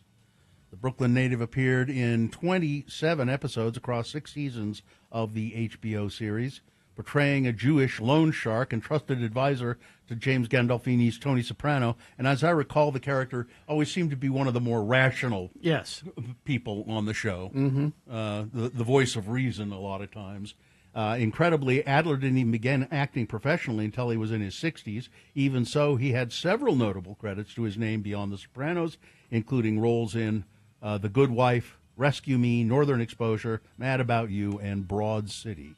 Jerry Adler, 96 years old. The Deputy Mike Allred and his K9 Azula made a surprise appearance at the Golden Spike Rodeo in Box Elder County nearly a week after they were injured in a Tremonton shooting. Deputy Allred and the K9 were shot while responding to an incident in Tremonton on Sunday, August 17th. Sergeant Lee Sorensen and Officer Eric Estrada were also shot and died from their injuries, you'll remember. On Saturday, Deputy Allred and K9 Azula were honored as heroes during the rodeo, where they stood in the arena surrounded by a cheering crowd. By the way, did you see that the actor, Eric Estrada, has sent very heartfelt message to the family of Eric, the officer in Tremont who was shot. His name was Eric Estrada, and of course, Eric Estrada, the actor, was Chips, right? Yeah, Chips. He was Paunch. Let's see. The Trump administration has pulled $62 million in solar grants from Utah. Communities throughout Utah were warming to a plan that promised to lower utility bills and bring electricity to parts of the state too rugged and remote for power lines, but those plans were squelched earlier this month when the Environmental Protection Agency rescinded nearly all of a $62 million federal grant meant to expand solar energy across Utah. The move abruptly halted plans to cut utility bills, bring power to remote corners of the state, and launch innovative renewable projects, leaving local leaders stunned. We live in a very sunny state, said Jennifer Eden, Senior Climate and Clean Energy Associate at Utah Clean Energy, one of the Solar for All Utah's partners. And this was the opportunity for a generation to provide for people who can't afford to do this themselves. Solar is a good thing. Yeah. And people who have it love it. Yeah. So regardless of what they're saying, the politicians, they're lying. People who have solar love it. Oh, no, it's killing the birds. No, that's the... Oh, wait, that's the wind. This is a horrifying statistic. New state website showing data, lethality assessment questions that police ask when they respond to a domestic violence report. The site also listed a report on domestic violence homicides in Utah from July 2023 to January 2025, and it was disturbing. It shows that familial and domestic violence is the single largest category of lethal violence in Utah. Of the 137 homicide victims where relationships are known, 51 deaths were intimate partners or familial violence. That's 37% of the total. That exceeds the 33 deaths from strangers or acquaintances. So you're more likely to be killed by a member of your own family. So is the president sending the National Guard to families? They should. The data shows a striking gender pattern in domestic violence versus overall homicide. You can guess what that shows. Yeah. Victims split almost evenly, 26 men, 25 women, but perpetrators are overwhelmingly male, 6-1. This contrasts sharply with all overall homicides, where men typically comprise most victims and perpetrators. That's just... latest information on fires across the state of Utah. There are a bunch of them. The Echo Creek Fire in Summit County. There's something called the Wide Mouth Fire in Millard County. That is still burning. They don't say what containment it is. Let me look at Watch Duty. Is that what that website is? Yeah. Watch Duty. There's a fire called the Maple Fire in Utah County, the Buckley Draw Fire in Utah County, the Beulah Fire in Summit County, and the Monroe Canyon Fire in Sevier and Paiute counties. And let's see. Donald Trump's trying to hide his hand. Yeah. Apparently, and you see the pictures, Mm-hmm. there's a big blob of makeup on the back of his hand. When he was captured on camera noticeably trying to hide his right hand, heavily caked in makeup, he kept his other hand over the top of it. Mm-hmm. Trump had a full presidential plate on Friday. He visited the National Guard troops, deployed in his military takeover of Washington, D.C., stopped by the Kennedy Center, toured the People's House Museum, all while wearing a tacky hat, Mm-hmm. He didn't want to do his hair. That's why I wear a hat Yeah. when I don't want to do my hair. And there's a picture of him trying to cover up his hand with his other hand. But if you see it, but down by his side, there's obviously makeup over He's it. probably on blood thinners and that's where the IV goes in. And Yeah, if you can't find a vein anywhere else, that's where you do it. Where they'll Yeah. go. the Wide Mouth Fire, 525 acres. Monroe Canyon Fire, 73,000 acres. Wow. Buckley Draw Fire, 552 acres.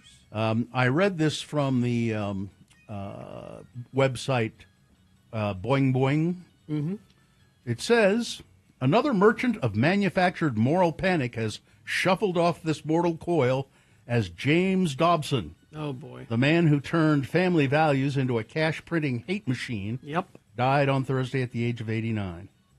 As reported in the New York Times, the Focus on the Family founder spent decades building a $140 million empire by convincing parents that SpongeBob was making their kids gay. Yep. And corporal punishment was God's favorite parenting hack. Dobson managed to transform caring about families into code for hating anyone different from me. Yep. Faster than you can say persecution complex. He advised parents to break the will of children through corporal punishment and referred to toddlers as tyrants, tigers, and sadists, claiming that children who cry more than 2 to 5 minutes after punishment are deliberately punishing the parent, and they should be disciplined again. Douche. With spanking. Douche. And Dobson, they used to run the Focus on the Family on KSL. Douche. Which was a stroke of genius. Somehow he got radio stations all over the country to run those for free. As a public service. Yeah. Douchebag. And I don't know if you saw it, but the gigantic dust storm that hit the Burning Man festival. I got a couple of friends down there, and that's going to make things really nasty at the Orgy Dome. Oh, God. I mean, jeez. Yeah, it's put quite a damper on Burning Man this year. All right, that's it. Weather, traffic. Well, maybe a change. 60% chance of showers today. I mean, it's been so long. I don't know if I believe it, but we got quite a light storm and thunderstorm last night. Yeah, quite a bit of rain. I am hopeful. A chance of showers and thunderstorms before noon, then showers likely, possibly thunderstorm between noon and 3 p.m. And 60% chance is what we're expecting. And this pattern kind of lasts for a few days. It looks like maybe we're in for some weather, which would be nice. To this point, I've just been excited when it gets cloudy for a minute. Maybe something will actually come out of it. Crash northbound I-15, 27th south off to the right shoulder. Northbound I-15, 52nd south, Salt Lake. Still dealing with that earlier vehicle fire. Northbound I-15 to westbound SR-201 ramp remains open, but ramp access to 21st south, 13th south, and 9th south looks like that's still closed. Whatever you're seeing, you can share it with us. Text it 33986. Cascade Collision Repair, Utah's leader for certified repairs. Get a free estimate online at cascadecollision.com or in person, including their newest location in West Valley City. All right, here's boner candidate number 3. By the way, I don't like any of these boner candidates at all today. At all? No, I don't. The butt-sniffing bandit. A man dubbed the butt-sniffing bandit online has once again been arrested for, yes, smelling a woman's buttocks. Khalees Karen Crowder was arrested for the same crime within less than a month on Wednesday, August 20th. He was allegedly caught sniffing a woman at a Walgreens in Burbank, California. Store employees called the police, and Crowder was arrested several hours later. He was then booked into jail. Crowder was previously arrested for the same crime in July. At the same time, police responded to a report of a suspicious individual loitering in the women's department at Nordstrom in Burbank. When officers arrived, Crowder had left the store, but officers later spotted him at the nearby Walmart. Using the store's surveillance system, officers monitored the suspect as he moved through various departments. While in the women's section, the suspect was observed following a female customer, crouching near her and engaging in lewd behavior by inappropriately sniffing her buttocks. Is there an appropriate way to sniff? Maybe in the privacy of your own home. I don't know. Crowder was charged with 1 count of loitering with intent to commit a crime for the July incident. His bail is at $100,000, and he is, in fact, yes, a registered sex offender with a documented history of butt sniffing in Glendale and Burbank. Well, boner candidate number 3, the butt-sniffing bandit. All right, let's review the first 2 and vote. Boner candidate number 1, no word on why she chose the costume she did. A woman getting drunk, toilet papering her neighbor's car, and she's wearing a hot dog costume. Weird. Boner candidate number 2, British Airways pre-flight meth binge. A flight attendant, a male flight attendant on a British Airways flight, having a lot of problems apparently, and then locking himself in the toilet, where he was found when they finally got in there. He was naked and bleary-eyed, agitated, and had no idea where he was, and didn't have any idea that he was naked even. And boner candidate number 3, the butt-sniffing bandit. All right, here we go. Time for you to vote for Boner of the Day. 1, 2, or 3. Remember your candidate number, the one that you think should win, the one you think is the worst. Put that single digit in the message of a text, 1, 2, or 3, and then text that to 33986. That's one way to vote. Another is to call Katie in the producer's booth at 877-602-9696. She'll take your live voice vote. Or you can go online, x96.com, look for the box that says Boners, August 25, 2025. Click and vote. If you don't see that box, refresh your browser. It'll appear. Click and vote. Better hurry, though. You only got 3 minutes to get your vote in. So let's go. This is Boner of the Day.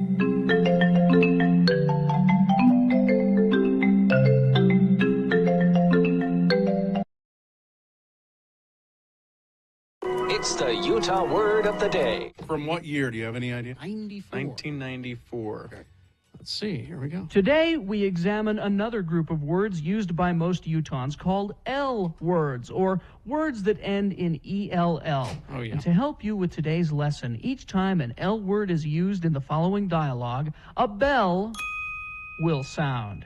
Imagine, if you will, our two friends, LeVar and LeGrand, together in LeVar's trailer house. The TV is on. A conversation ensues. Again, these are L words. I love this TV show. Yeah. I am so glad that someone is showing the reruns of McKell's Navy. Me too. You know, I would just love to set sail with McKell myself. Hey, you remember the one when the wacky crew of PT Boat 73 tried to save that beached well? Oh, yeah.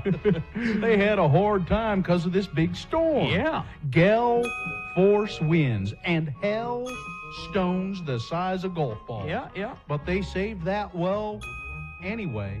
McKell did not fell. Well, no thanks to Gruber. Yeah, that was quite a tell, though. Hey, listen, give me some of them snacks, would you? I'm hungry. Sure. Uh-oh. What? Trell mix. Yeah. You're not going to like this, LeGrand, but Trell mix makes me thirsty for just one thing. You're not going to be drinking beer in front of me, are you, LeVar? Oh, no. I'm going to have me a glass of L. L is beer? Yeah, but this is pretty mild.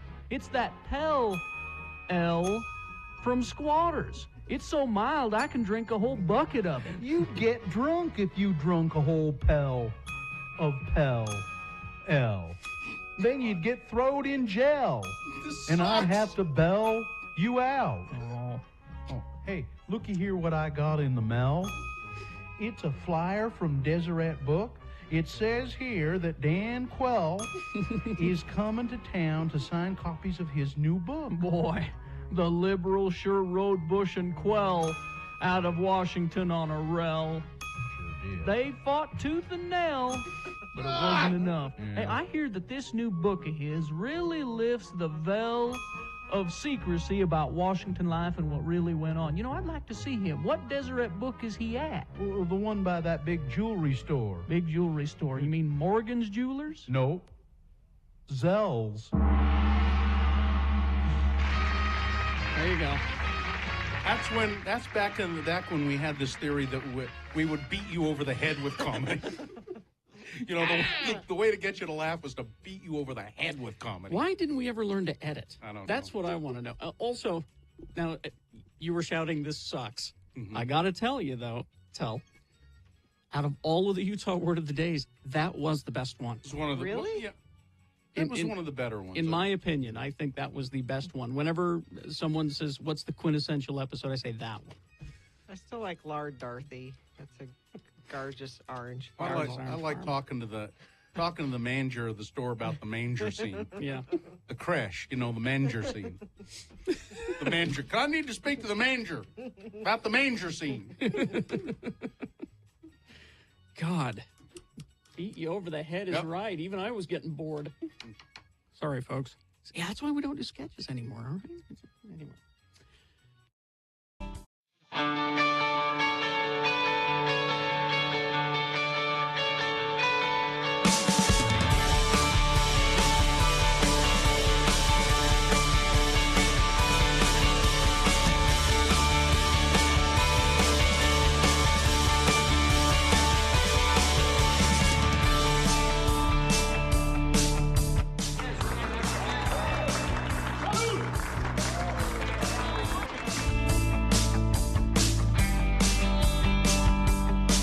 All right, 7:45, time to award Boner of the Day. And the Boner of the Day is brought to you in part by Rib. Just one? A couple. I had a couple. And is your water tank older than 6 years? Noticed any rust on the tank? There are 2 quick signs. You should call our friends at Larson HVAC and Plumbing to get $200 off a standard water heater. Visit larsonhvac.com/X96. Well, the voting, number one didn't get very many votes. Nope. Hot dog costume. So it was a fairly good battle between number 2 and number 3. Number 2, the British Airways pre-flight meth routine, and then Boner candidate number 3, the butt sniffing bandit, and you would expect that to win, and it just one vote shy of 100 votes. Boner candidate number 3 is the winner of the Boner of the Day. That's your Boner of the Day for today, August 25, 2025. Now qualified to be Boner of the Week. No, is it staying up at Bear Lake, and we rented this little Airbnb, very nice place. It was really just charming and quite close to the water. One year, many years ago, we rented, did an Airbnb up there, and I think this was even before Airbnb. We went through some realty company, and they had a while ago. Yeah, and they said, sure, it's right on the water if you want to walk for a quarter of a mile, but this was very close to the water, and there were several other little cabins or houses in a row there. And some people staying in the one next to us, they took great delight in getting out the golf clubs and hitting golf balls into the lake. And it just bugged the hell out of me. And then we must have found half a dozen golf balls in the lake, when we were out there floating around and stuff. What the hell, people? And because it's quite shallow, it's Bear Lake where we were anyway, is quite shallow for a long way out. That's littering. Yeah. Yeah. Yeah, I mean, I just thought, what? Why don't we bring the National Guard up there? What's wrong with people? What are they? These are the worst of the worst. These are criminals. And now they did, I think they went around and tried to collect a bunch of them after they were having their fun, but still, we found 6 or 7 of them right in the part of the beach that we had, and I just thought, it just seems rude. It's like people. The boat traffic was pretty far off because the lake, as I said, is quite shallow. Mm-hmm. Although you could bring a jet ski in really close, but you could hear people just blasting their music in their boats. Oh, that's always how it is. And I just don't. That's again, always. Again, the music is for you. It's not for everybody on the lake. It's not for everybody. But they, you got to blast the music, and you got to. It's just people don't have any. They're just rude, is what they are. Frude. They don't care about anybody else. They're stinking up the great outdoors. But if you're planning on going to Bear Lake, Logan Canyon is a mess because they're laying construction cable. They're putting fiber optic cable, Ugh. and so they have the canyon probably 5 places. You come to these big stop because it goes down to 1 lane, and so you have to wait there for a while, and while they the traffic comes through, and then they'll send you on. But Sunday was fine. Nobody was working on Sunday. But if you're going to Logan, up through Logan Canyon, be prepared for extensive delays, which is really not fun when you have a car that. So you want to be able to turn it off when you know you're going to be sitting there for 20 minutes or half an hour. Idling, you mean? Yeah, but we had car trouble, and so we had to leave the car running the entire time as well. If we turn it off, we might not get it back on again. Yeah, and that actually did happen to me. So I went down to Layton to the funeral. I got up in the morning, left at 6:30 in the morning, and the car started. Whew, I was worried that I wasn't going to make it. But the car started, and I went down the canyon, and I left it running through all. And then I went to the funeral home in Layton. And then when I got out of the funeral home, the car started again. Oh, good. Okay, this is good. This is great. I'm just going to go over to my ex-wife's house for a few minutes and chat and see the kids. And so I drive over there, sit there for 10 or 15 minutes. Well, I got to get back up to Bear Lake. Go out. Car doesn't start. It's just dead as anything. So there's AAA, and they were fast. Oh, you had to AAA to get it. I had to buy a new battery, and that was the quickest way to do it. They have battery service, and you call them up, and they came within about 20 minutes or half an hour, and the guy, your battery's shot. Your alternator's fine, battery shot. So that's what I had to do. That was more fun. Did you see the Bear Lake Monster? Nope. Oh. No, and I didn't get a raspberry shake either, and I feel bad about that. I should have gotten a raspberry shake. Did you get any raspberry product at all? Yes, fresh raspberries. Yes. Okay. Yes. So at least you got some. Yeah, because Bear Lake is famous for their raspberries, if you didn't know. And they're also famous for their Cisco. Their what? Cisco. What is Cisco? It's a little fish that grows only in Bear Lake, that lives only in Bear Lake. Yeah, they spawn in January or something like that. And that's the only time you get them, they net them. They come up to the shore to spawn, and you net them, and they're like a sardine. So they're tiny. They're tiny, and the way they're pretty tasty. You don't bother cleaning them because they're so small. You just fry them up. You just roll them around. Guts and all? Oh yeah, just roll them around in some flour. Yep, fry them up. Fry them in butter, and they're pretty tasty. No thanks. They get all crispy and crunchy. No thanks. Well, nobody's offering you. with enough butter. Hey, Gina, I'm having a big Cisco fry. Won't you come? Nope. Oh, come on. We're going to have Slamsies for beverages. That was earlier this morning. Tell people again what those are. Slamsies are this beverage I found at a liquor store in Idaho, and it's this one was banana pudding, and I love banana pudding. I hadn't had it for a long time, so I got the banana pudding Slamsie. And it tasted pretty banana. I mean, it was pretty good, but it's 15% alcohol. Nanner pudding. Yep. This is cheerleader alcohol. Huh? What again? It's not for grown adult people. It is. It's for grown adult people who know how to have a good time, who like to hit golf balls into the lake. It's grape wine with real cream, natural flavors, and yellow number 5. They have a cookies and cream one too. I'd try them all. Yeah, I would. I should have bought one of each. And I got it laid in a supply of Buzz Balls as well, which I really like. Okay, the most interesting man in the world. Remember the most interesting man in the world? Yeah, you're looking at him right here, baby. He's not drinking a Buzz Ball. Don't you aspire to be like the most interesting man in the world? You mean pretentious? No. No, I'm a man of the people, Gina. That's why he's in a poetry society. The Buzz Ball is but they also have a Buzz Bomb.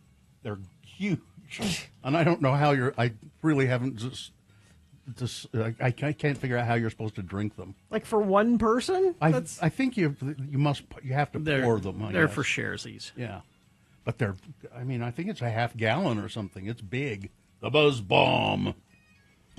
But they make a pina colada one that tastes pretty good, and a Coke, like a chocolate one. And the fruit flavored ones are not so good. They taste really artificial.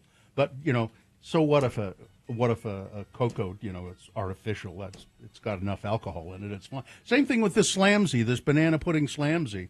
I mean, the alcohol really hits you good. You can taste the alcohol. Well, it's because you got the wide mouth to drink from. Just Yep. And you're gone. Mm-hmm. Where the Buzz Bombs, that's a smaller opening. It's like a little beer can. It'll take a little longer. Yeah. And you can't quite get all of the liquid out of the Buzz Ball. That's something that really bothers me about them. Yeah. Bill's shaking it. You can't. There's just always a little bit in there that won't kind of come out because of the design of the packaging. See, I was thinking about this the other day. The standard flask. Mm-hmm. The square. Yeah. Bad design. I know that it's to be so that you can Fit keep in it your pocket, in your yeah. pocket. Yeah. I understand that. Mm-hmm. But surely there must be a better design. Some sort of angular top. Because does it get stuck? Because it doesn't. Getting it clean is impossible. Yeah. Yeah, I've got one that Aladdin Stanley makes, a flask. Mm-hmm. I think Whiskey Dave gave it to me, and it's got a wider opening. Is it flat though, so it'll fit your pocket? See, I'm saying combine these two designs. Flat, but with a pointed top. Have you ever seen one of those flasks that are kind of, I don't know how to describe it, they're kind of oval shaped, and they bulge out a little bit in the center? Yes, I have one of those. Yeah, those are pretty good. Yeah, that one's round, mm-hmm. and it's easier to clean. You can get all the beverage out. So that's the design. These standard ones, I'm not interested anymore. Even though my favorite one is a standard square flask. It's the one that Ivy gave me. Oh, with the temple on it? No, with the kitty cat on it. I thought you had one with a temple. And the kitty cat has got his tongue up, touching his nose. And for some reason, along the bottom, it says, Dad ass. I just love it. Dad ass. Little kitty cat. Bloop. All right. Traffic, Gina. Front of the program says free hammer, southbound I-15, milepost 334. It's on the right shoulder. Free hammer. Let's see. We also have crash northbound I-15 27th south, northbound I-15 52nd south, and still looking for an update there for I-80 for that earlier vehicle fire. Ramp access had been closed. 21st south, 13th south, 9th south. If you're in that area and can let me know what you're seeing, I would appreciate it. 33986 is where you do that. See Hot Wheels Monster Trucks Glow and Fire live at Maverick Center September 6th and 7th. You can find out more about that at x96.com. All right, we will take a break. Bill Frost will be here to tell us what's on TV after these. Stand by. Stockton 12 Honda. Yes, Stockton 12 Honda. Listen, now through Labor Day, Stockton 12 Honda is having this summer sales event, and it's a great place to buy a car. I've bought a couple of cars from Stockton 12 Honda. I'll buy more in the future, I'm sure. Check out the new Honda Passport. That's a really nice car. And also the CR-V. I have an older model CR-V. I'm really interested in the new CR-V hybrid model. So explore with the new Trail Sport trim for the CR-V hybrid as well, built for adventure and efficiency. Why don't you test drive one at Stockton 12 Honda? And if you want to know what they have in stock, their website is really good. You go to the Stockton, the number 12Honda.com. Take a look at their website. It's a lot of their inventory is there. Most of their inventory is there. They're offering best money right now for trade-ins. So go to Stockton 12 Honda, Southtown Auto Mall in Sandy. Recently on the Rachel Ray Show, she was promoting her new fragrance, which she calls Fancy. It's $85. She sprayed some in the air and then started naming all the benefits. The main one was that it allows you to fart and nobody can smell it. That's a selling point? That's what she said. She said if you're in an elevator and you're wearing this perfume. She's a classy one. Do they have a guy's version? Because, boy, I tell you, I'm You holding. want to wear something called fancy? I'm holding one back right now, and I don't Do you want to need a go moment? ahead. I don't want to No, hurt just you guys. go. No. Go ahead. Go ahead. No. Go on. Why? Do it. Go do outside. it. Come on, Don't. chicken. Come on, do it. Don't. Do it. Not chicken. I'm just not sure you really want Do that. it. Why do you want him to do that? Do it. I don't believe him. I don't believe he's holding one. I believe and he I don't- always has one ready. And I don't believe. I believe he Just can. put the microphone down. Don't do it. I'll leave the room. There. And I don't believe it's going to be as bad as you say.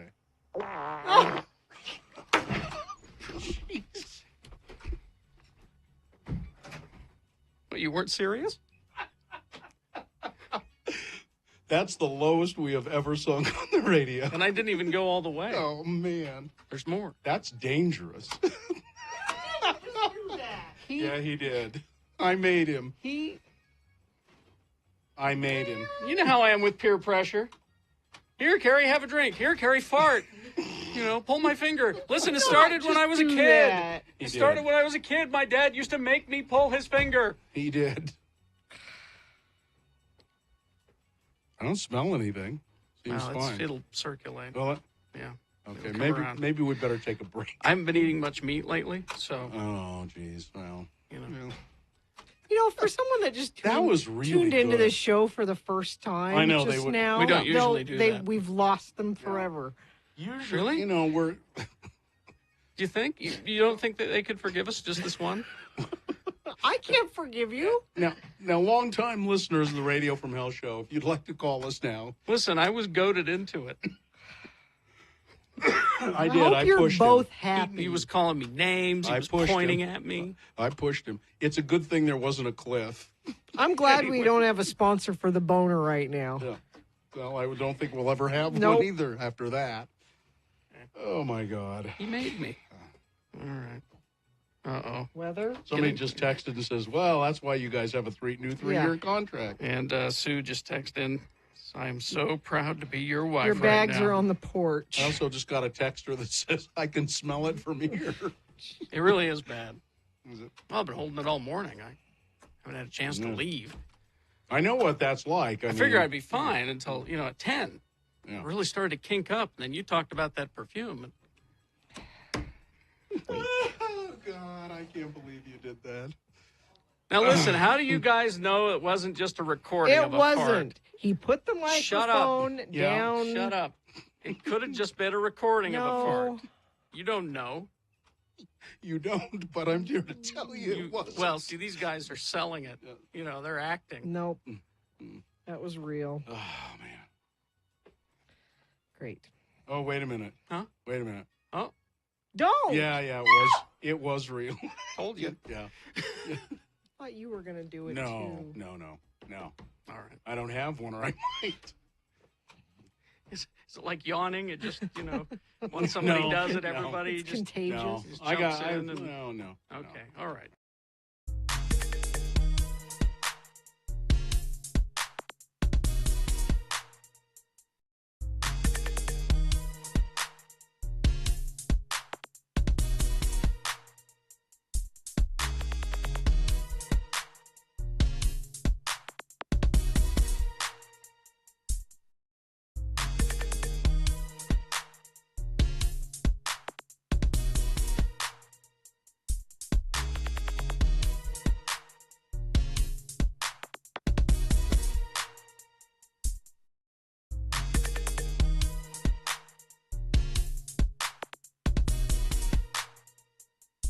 Like Laverne and Sandy texted in. In Sandy? She wants to know if that free hammer is still available on the freeway. Is it? Why don't you go check? Okay. All right. Bill Frost, brought to you by. Brought to you by. Tune in all week long and win tickets to The Offspring from Radio from Hell, it says here. X96 welcomes The Offspring back to Utah with Jimmy E. World and Newfound Glory Saturday, September 6th at Utah First Credit Union Amphitheater. Thank you. Well, here he is, giving up his time at Burning Man once again. Isn't it obvious that God is punishing Burning Man every year? It seems like it lately, Yeah. doesn't it? Was it last year that they had all the Seems like torrential- every year something torrential happens. rain? Yeah. This year it's dust storms.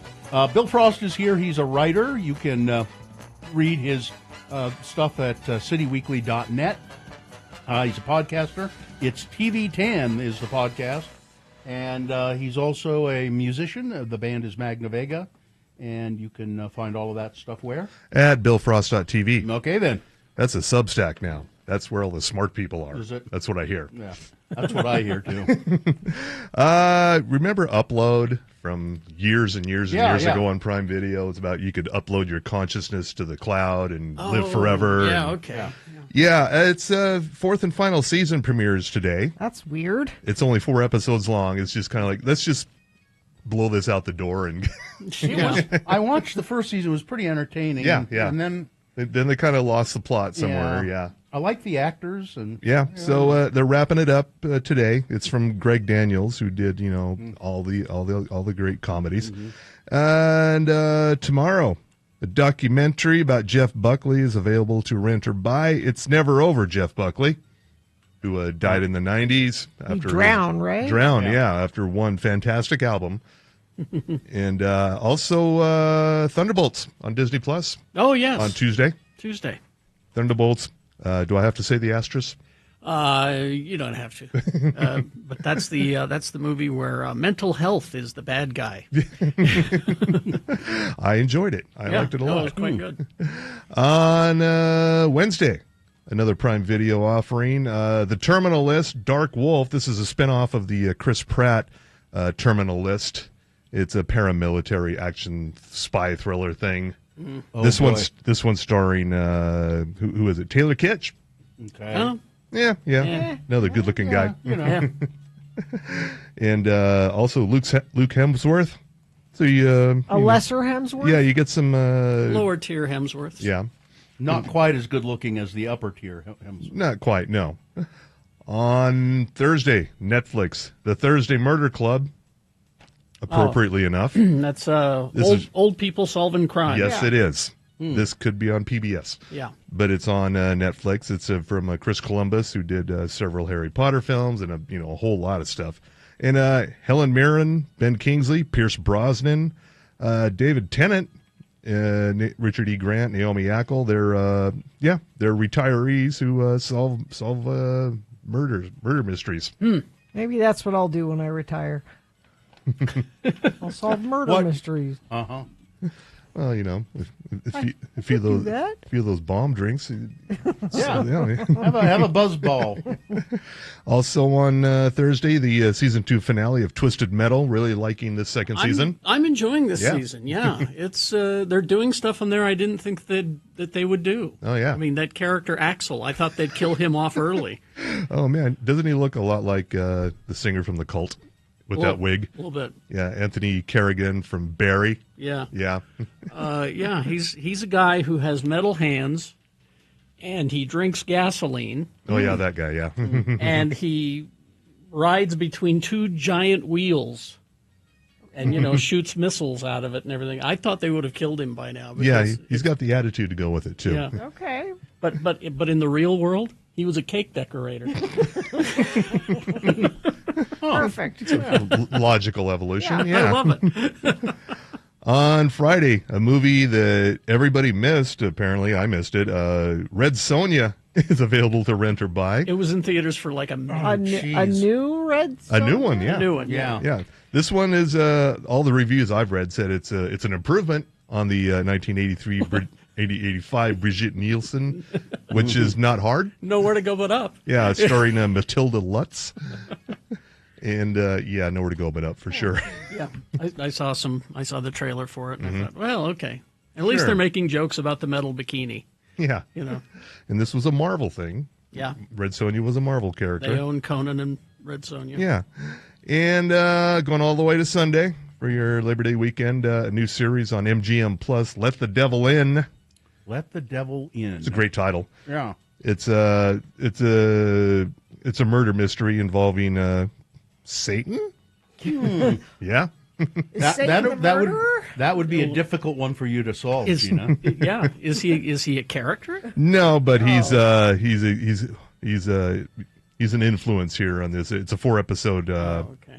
Yeah. I was gonna say if he was a character because we've seen that show. Yeah, this is Lucifer, and it was great. Yeah. This is a documentary, by the way. when I first saw it, I thought, oh, this would make a great crime drama. But It no, would. it's a documentary.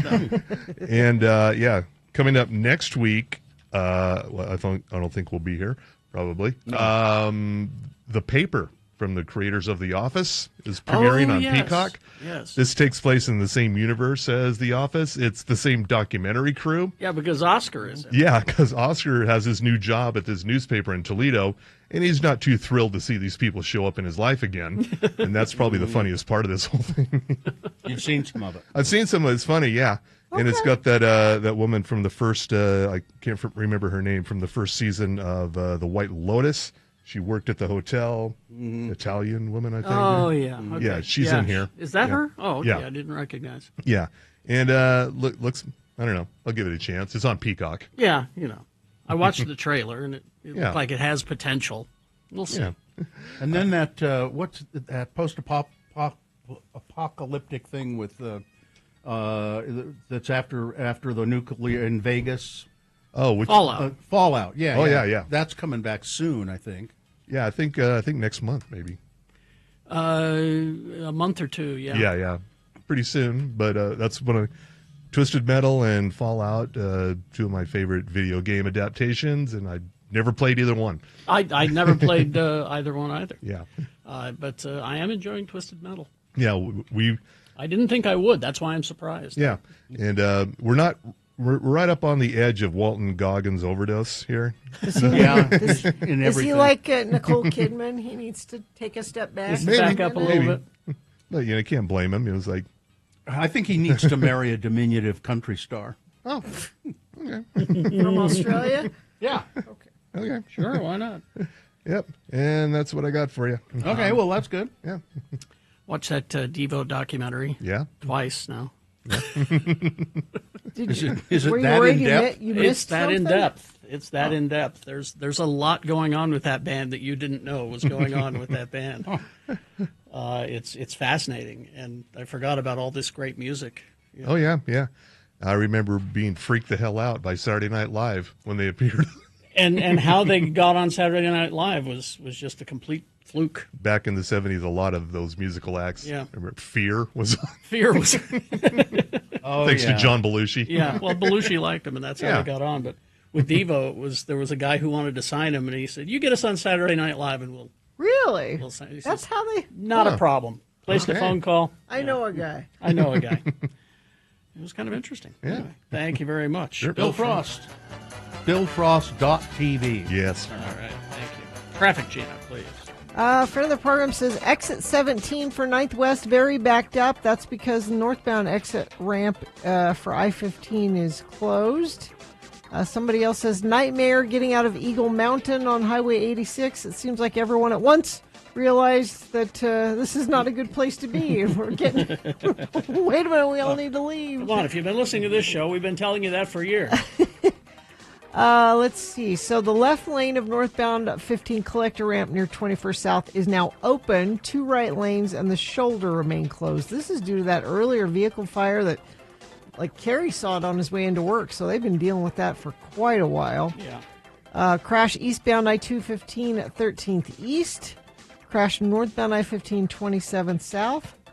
And whatever you're seeing out there, please share it with us and I'll pass it along. 33986. Beat Gina coming up after some messages and a song. Beat Gina, what is the price today? Catch OK Go September 14th at Red Butte. Tickets to see OK Go.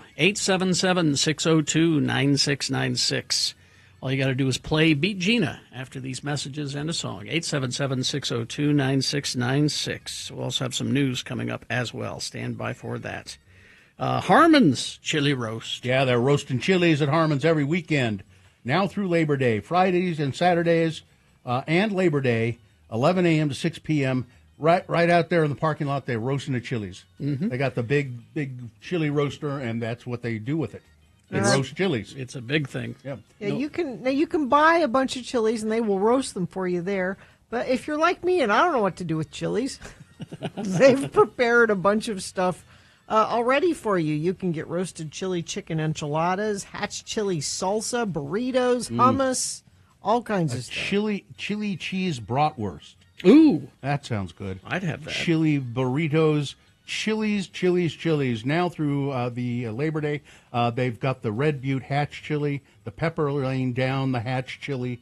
Those are local chilies. These are, yeah. Yeah, so try them out. Harmon's, all of your Harmon's grocery stores, or most of them, are doing this. Go to Harmon's for your chilies. I didn't see any of this. I just heard it secondhand. I had a major breakthrough with Gina this weekend when we were in L.A. I got her drunk 3 times. He did.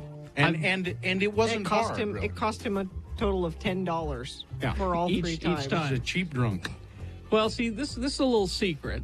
You don't take a girl to dinner and then drinks. You always take her to drinks first. Sure. Because she's drinking on an empty stomach. Yes, she is. Now, you tell me what you remember, and I'll fill in the holes. Well, I remember Because there were some things that she said that she doesn't remember. I think you're making stuff up to make me think I was drunker than you think I am. I'm not making anything up. I don't need to. To make you thinker than I drunk I am. Yeah. So the first night we were there, Bill was with his family doing family stuff. So Carrie... Every night. Yeah. Yeah. So Carrie was babysitting me. Because Gina has to have somebody babysit. I was all alone. Usually it's both of us, Carrie and I. And when it's Carrie and it's me babysitting Gina, it's like those old cartoons with the little devil on one shoulder and the good angel on the other shoulder. Carrie, of course, being the little devil. Carrie's been trying to get me drunk for years. Well, I beg you to start drinking. Yeah. And I say, wasn't no. doing it on my own. And I always say, no, you don't have to. It's okay. So we go to Trader Vic's, which is in the hotel. It's connected to. It's an old hotel, so there's no straight route to get to Trader Vic's. You have to wind through hallways and... Because they never do things like that in new buildings. No, well, it just... Sure been around a lot, haven't you? It was a circuitous route to get there. Sure. And we sit down, and Ben, the bartender, brings over the menu. And this is the menu of the drinks, not the menu of the food. Trader Vic's, famous for its big frou-frou. Fruity drinks. Drinks served in coconuts with parasols and giant chunks of, watermelon and pineapple. You can buy Trader Vic's syrups and things for drinks. And I said, well, I'd like a margarita, because that's whenever I do actually have a mixed drink, that's the one I have. And I said, do you think I can get And she one doesn't here? have a real margarita. She has a snow cone, essentially. Yeah, because a real margarita is not blended. No. So I said, well, I'd like that. And Carrie said, well, I'm sure he can make you that. And I said, no, I'm here. I'm going to order something off the You menu. go, girl. So Empowerment. So she ordered, what was it? I don't remember know. what it was It called. Some kind of rum punch thing. Yeah. Come on. You don't know that? I don't remember what it was called. Okay. It was it was in a tall glass. It was red. It looked like Hawaiian punch. Had umbrellas and Had a fruit chunk of and- pineapple and all that stuff. Okay. And I had one. Yeah. And this is before the food. And then Carrie ordered another, and he made me get another. And that was it. That was it. She was gone. Where did she go? Empty stomach, drink and a half. She was in outer space. I was giggling, and I kept leaning on you, I think. You did. Did I touch you a lot? Mm-hmm. Yeah. But then you told me after the fact that I was saying I want you to things. tell me what you remember. Then I will fill in the holes. What do you remember after that? I remember I ordered a steak. Uh-huh. And you like the steak. The you steak ate was ate good. it all. Yeah. And, lettuce wraps. I had some lettuce wraps. She was proud of the fact that she had a lettuce wrap. Yeah. And this is all after one drink. Yeah. I had a fortune cookie with a misspelling on it. Oh, did you save that? Yeah, I did. Okay. I have that. That's all I remember, really. You remember going back to the room? Did you guys go back to the same room? Or did you just wake up in your room? No, I went back there somehow. You went back to your room and then you watched Dances with Wolves. Oh, that's what I did. That's what you do remember. Because it was on HBO. Although I always have to turn it off when the white man comes, because that's when it gets sad. I always have to turn it, which implies, of course, that she She's seen it watches more it than once. over and over and over again. Okay. So that's what I remember. That's what you remember. Okay. What is she leaving out? A lot. What? Giggling uncontrollably. About? Being drunk. This is. I'm a naughty girl. This is a drink and a half. And I kept calling I'm not her. exaggerating. All I had to do to elicit, not kidding, 3 minutes worth of uncontrolled giggling was call her Drinky McWeather. That was all I had to do. Well, see, it's working now and she's sober, so. I think she's sober. I have muscle memory from Drinky How would it be possible for you to have muscle memory? It would imply muscles. That's right. All through the rest of dinner, she just kept laughing when she wasn't eating, and she kept saying, "I'm not a cheap date. I'm not a cheap date." I said, "No, Gina, of course you're not. You drank on an empty stomach. It's more efficient that way." But I never do. I'm not a cheap date. I'm not a cheap date. I never do that. I surprised myself how drunk I was on so little alcohol. Now, the other thing she left out was when she was sober. When we were walking to Trader Vic's, that long walk that she talked about, there's a very long hallway to get there. Yeah. So now she's plastered, and we're heading back to the room. And she stops at the entrance to this long hallway, kind of teeters a bit, steadies herself with her elbow up against the wall of the hallway. Good Lord. And you remember says, this? Yeah. And says, "Man, that's a long hallway." I had to work up the courage to walk down it. Well, apparently your bar manager, Mr. Ben Chung at Trader Vic's at the Beverly Hilton, Mr. Ben Chung being the bar That's manager. who waited on us. Was it really? It was Ben. He's famous. He apparently mixed you a fine drink. Yes, he did. Ben Chung. He's famous. He cared. He made my Mai Tai with love. He Ben did. Chung did. I saw him add the love. Because I went there later and had someone else mix me another Mai Tai, and it wasn't as good. Wasn't Ben.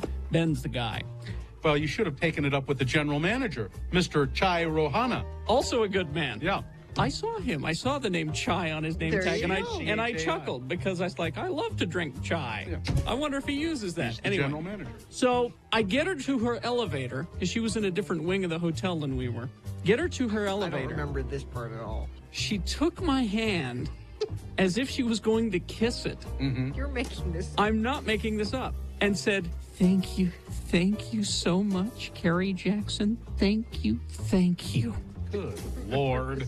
I'm not making that And part. then, and given that, you put her on an elevator by herself? I thought she'd be okay.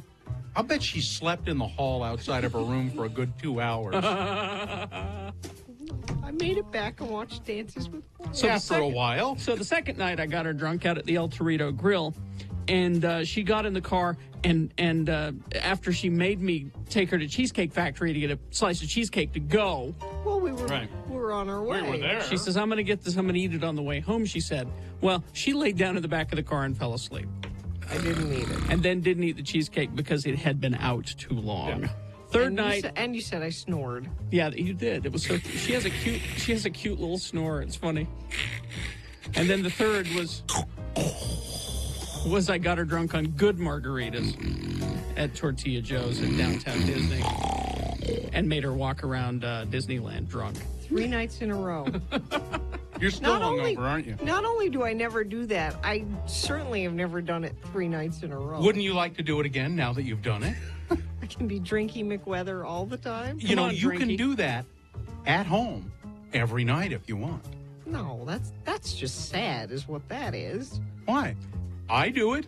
You call it sad, I call it fun. Yeah, but you're not alone. I call it relaxing. Yeah. You're not alone. It's sad when you drink alone. You have a son. Yeah. Honey, go get mommy a Yeah. drink. Go get Mommy a Mai Tai out of the fridge. One of the cans of Trader Vic's. I'm going to teach you how to make the perfect margarita.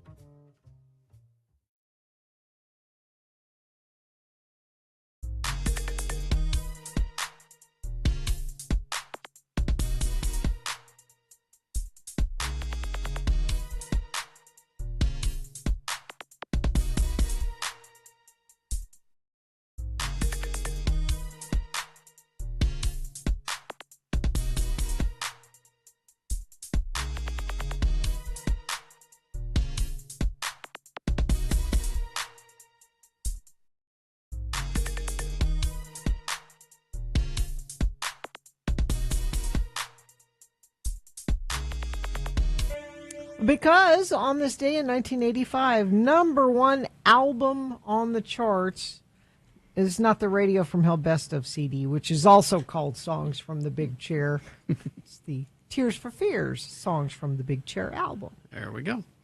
All right, is this sponsored?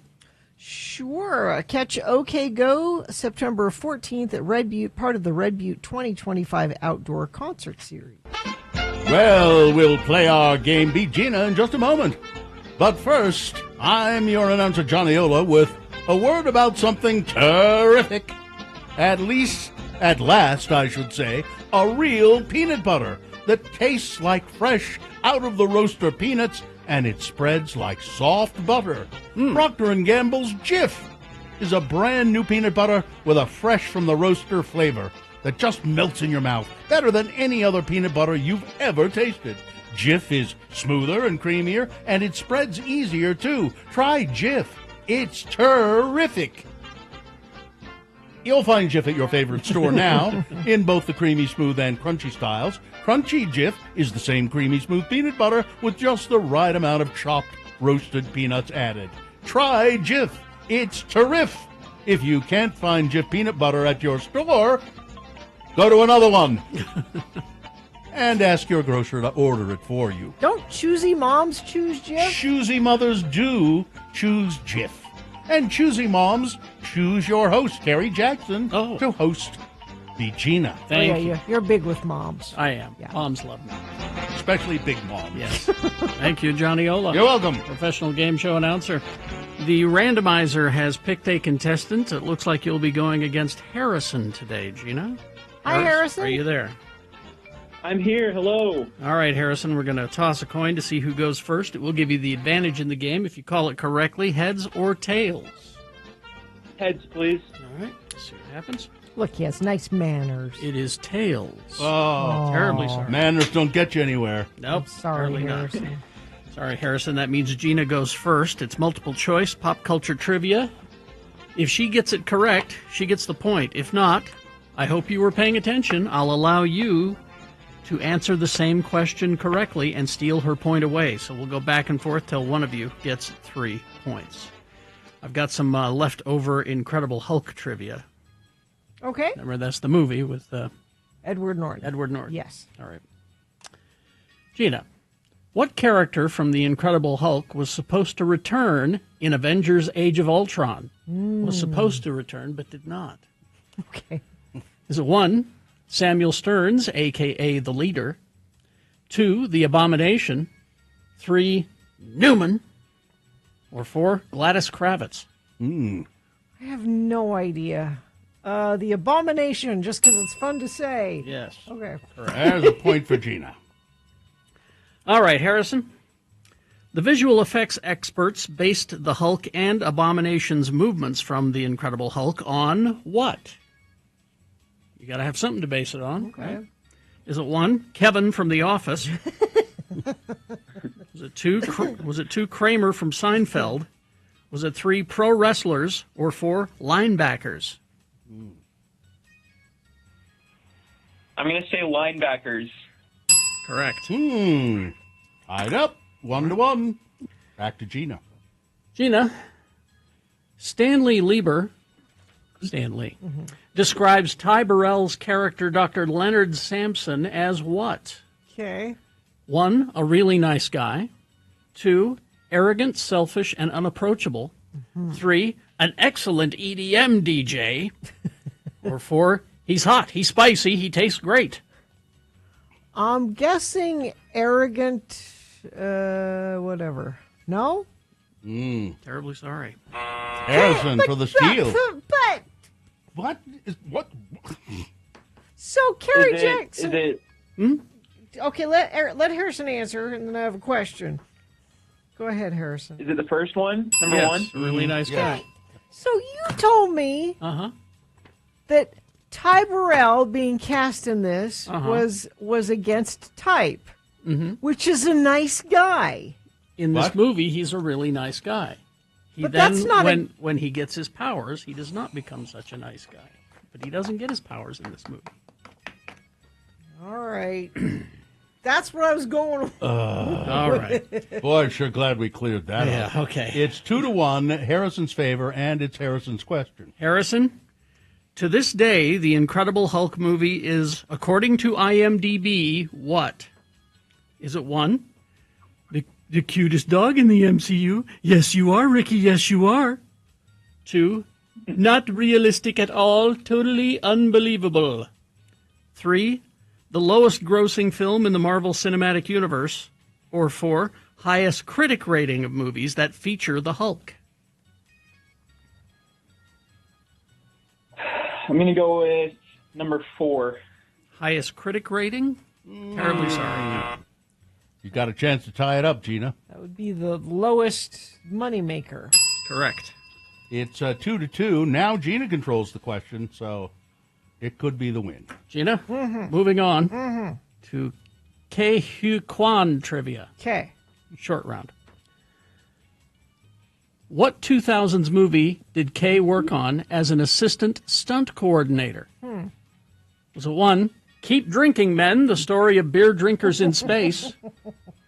Was it 2, Life is Cheap but Toilet Paper is Expensive? It's true. Is it 3, Crouching Tiger, Hidden Dragon? Or 4, X-Men?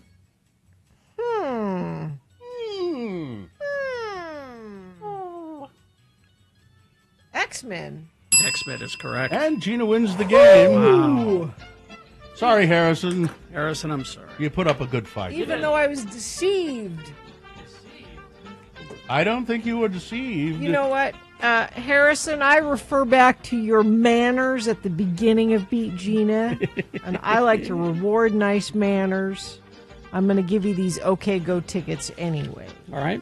That good? Thank you so much. All right. Hang on, Harrison. Listen, I've got to get home and see if I can think up some ways to deceive Gina. That's right. Deceive Gina. It's the new game show. Big Boy News and Opinioendo now, brought to you by Laser Maestro presents Rush only at Clark Planetarium. Step inside Friday and Saturday nights. Feel the power of Rush like never before. Stunning visuals, heart-pounding sound, legendary music surrounding you in every direction. Experience the ultimate Rush tribute. Go to clarkplanetarium.org. Well, Norman Reedus' son has been charged with reckless physical injury, aggravated harassment, second-degree harassment following a recent arrest. And this is not the first time he's been in trouble with the law, and I think it's because of his name. Wheatus? No, you're close. Wheatus Reedus? His name is Mingus Reedus. Mingus. Mingus Reedus. Wow. He's been arrested for assault before. He was accused of punching a woman in the face, but argued that he only threw his arm out in self-defense after being swarmed. I was swarmed. Haven't you ever been swarmed? Mingus, yes, but I never ended up punching a woman in the face. Mingus Reedus pleaded guilty to disorderly conduct in that case. Neither Reedus, that's Norman Reedus, or Mingus Reedus, his mother, Helena Christensen, they have both publicly, neither of them have publicly addressed his latest arrest, but his mother says she has an incredible bond with her son, whom she shares with her ex-partner, Norman. There's Norman, looking suave as ever.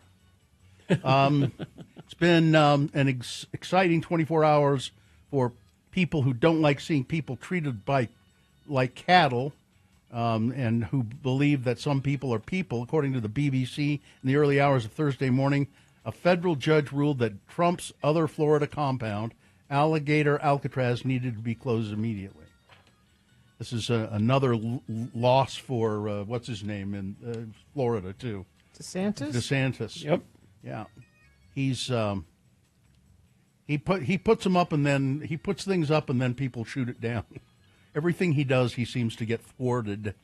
DeSantis is not happy, and neither is Trump with the judge's ruling. National Guard could mobilize in 19 states, including Utah, to support ICE operations. More than 1,000 National Guard members could mobilize in 19 different states to help the Department of Homeland Security with Donald Trump's nationwide immigration enforcement push. The let's see, who was reporting this is anyway. They say that there's a document that was obtained that said deployments would begin in August, run through mid-November. According to the outlet, the Guard would mobilize in Alabama, Arkansas, Florida, Georgia, Idaho, Indiana, Iowa, Louisiana, Nebraska, Nevada, New Mexico, Ohio, South Carolina, South Dakota, Texas, Utah, Virginia, and Wyoming. Governor Cox addressed this to help with immigration. No, I mean, they're all red states Because you will have compliant governors that will go along with Exactly. Cox says that he hadn't received any direct communication from Washington about potential involvement. As a dual authority state like others, the federal government does have the opportunity to call up the National Guard. The president has that authority, Cox said. What we've said from the beginning is this: we're willing to work to support the efforts to remove people who are here illegally, however, with a couple of caveats. Cox said Utah troops would only serve in support roles. Our National Guard will not be putting hands on people, will not be arresting people. That is the role of the National Guard, and that is not the role of the National Guard, and we would not allow that to happen, he said. He added that Utah has previously offered to help with transportation since the state does not have an ICE facility. Yet. Moving detainees, he said, often pulls Homeland Security staff away from processing and other responsibilities. Governor Cox is looking to call lawmakers back into a special session. The session is expected to come next month, and while lawmakers have plans to accommodate the governor's request and work on other pressing issues, the legislature is using the time to do more. Interim committees this week publicly discussed several draft bills, but in closed-door caucus meetings, lawmakers weighed taking on more controversial matters. Just over 3 months after opponents to a recently passed law barring public employees unions from negotiating contracts with their government employers gathered a record-breaking 251,590 signatures to put a referendum on the ballot, lawmakers could take action to adjust the law or find a way around it. Would be my guess. I know it's hard to keep track of the white people in charge, but for some reason we're showing the Texas legislature, not ours. Yeah, not that it matters. I mean, they're all the same. They're all the same, It's the but- same thinking, you know. Famous television cop Eric Estrada posted a heartfelt message on social media about the two police officers who were killed in Tremont, Utah. The actor starred alongside Larry Wilcox as motorcycle officers for the California Highway Patrol. The show ran for 6 seasons. Chris Pine's dad was in that, too. From 1997 to 1983. What? It ran 6 seasons from 1997, there it is, to 1983. That doesn't make any sense. Estrada played Officer Frank Poncherello. His message was posted Friday afternoon. For years, people have associated my name with a TV role I placed as a police officer. I think he means I played as a police officer. But Officer Eric Estrada of Utah lived that role with courage and sacrifice. He's the real hero, the actor said. Officer Eric Estrada and Sergeant Lee Sorensen were killed while responding to a 911 domestic violence call. Let's see. More frozen shrimp recalled over possible contamination with a radioactive chemical known as cesium-137. The latest recall involves 1 to 2 pound bags of frozen shrimp from Southwind Foods of Carson, California. This cesium-137 is a man-made material produced through nuclear reactions and used in medical devices and gauges. Sounds tasty. Exposure to large amounts can cause burns, acute radiation sickness, and even death. Yeah, it's okay. Keep that next to the shrimp. What are they're trying to make the shrimp grow bigger. And I had shrimp spring rolls on Friday. You're fine. You're fine. Scientists claim to have finally solved the mystery of the Bermuda Triangle. There is none. By saying there is none. There is no mystery. There is none. That's how it's solved. Located between Florida, Puerto Rico, and Bermuda, the Bermuda Triangle's long history of deadly wrecks has prompted endless supernatural speculation. But Dr. Simon Boxall, an oceanographer from the University of Southampton, says the real explanation doesn't involve UFOs. There's just some weird... Or interdimensional portals. Or the lost city of Atlantis. That was also a phase. He says it's just because there's coral reefs. There are weird waves. He said there are strange waves there Yeah. that will swamp ships. And it's a very highly traveled area for ships. Some of these waves can be 100 feet high.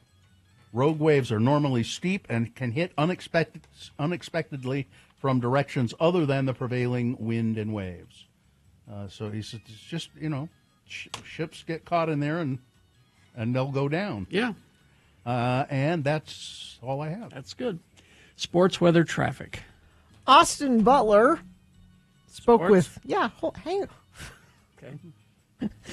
Hang on, Carrie. You just hold on Listen, there a minute. As a gentleman, I'm trying to get to my sports. You know. Believe me, this is specious, but I'm going there anyway. Okay. Told Men's Health ahead of the debut of his new thriller, Caught Stealing, he opened up about the unorthodox regimen that was required to get his body ready for the role. In the movie, Butler plays a former baseball player turned bartender. See? How do you spell specious? His character story demanded a very particular physique. Butler told the outlet that he talked with Darren Aronofsky, and he said that he needed to look like a professional baseball player. So Darren sent him a whole bunch of pictures of the butts of baseball players and saying, this is what we're going for here. It's I don't know if Lionel Elgin was involved in he would be research of this. You know, I looked up specious. It means superficially plausible, but actually wrong. Yeah, that's exactly what I meant. Yeah. Large part of the butt building routine included a ton of hip thrusts, which he said gained him Aronofsky's desired body type. However, it did cost him a bunch of pants that he can't wear anymore because his butt is so muscular. Well, what's he doing with the pants? Is he donating them to charity? I hope he's donating them to charity. That's sports. How many thrusts did he do a day? A lot. Enough to look like a baseball player. Butt. That's sports. Weather. Misleading, deceptive, fallacious, plausible, spurious, and false. Yeah, that's exactly what I meant. Not a single word you said was true. Let's see, 72 right now, and but don't threaten me with a good time, Mother Nature. 60% chance of showers expected today. Thunderstorms before noon, showers likely, possibly a thunderstorm this afternoon. We keep this chance around for the next few days, so I'm excited, you're excited, we're all excited. Traffic. That's kind of specious.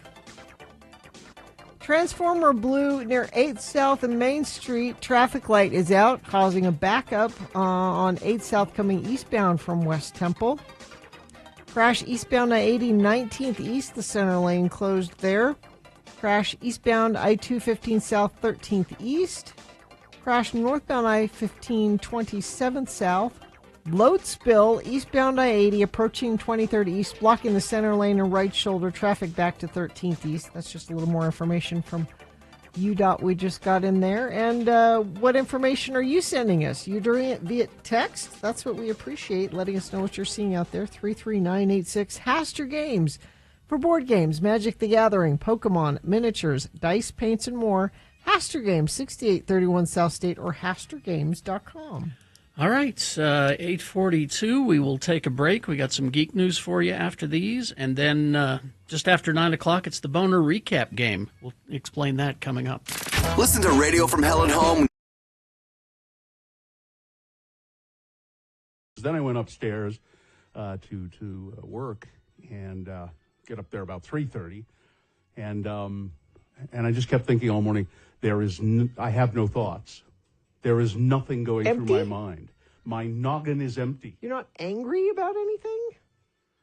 No, but I'm sure you'll change that at some point here pretty quickly. You should be grateful for that. I am.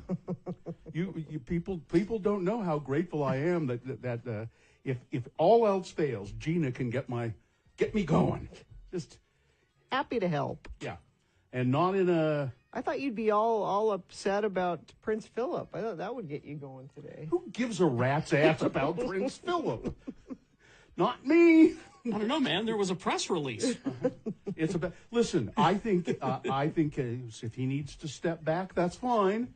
I thought Seems a little early at 95. it would give you a chance to talk about how he farts all the time. I don't know. He has more time to fart now that he's stepping back from something like that. He can't step Private back fart because he time. farts so much. Yeah, I don't care. I don't care about that. There's very little in the news right now that I care about.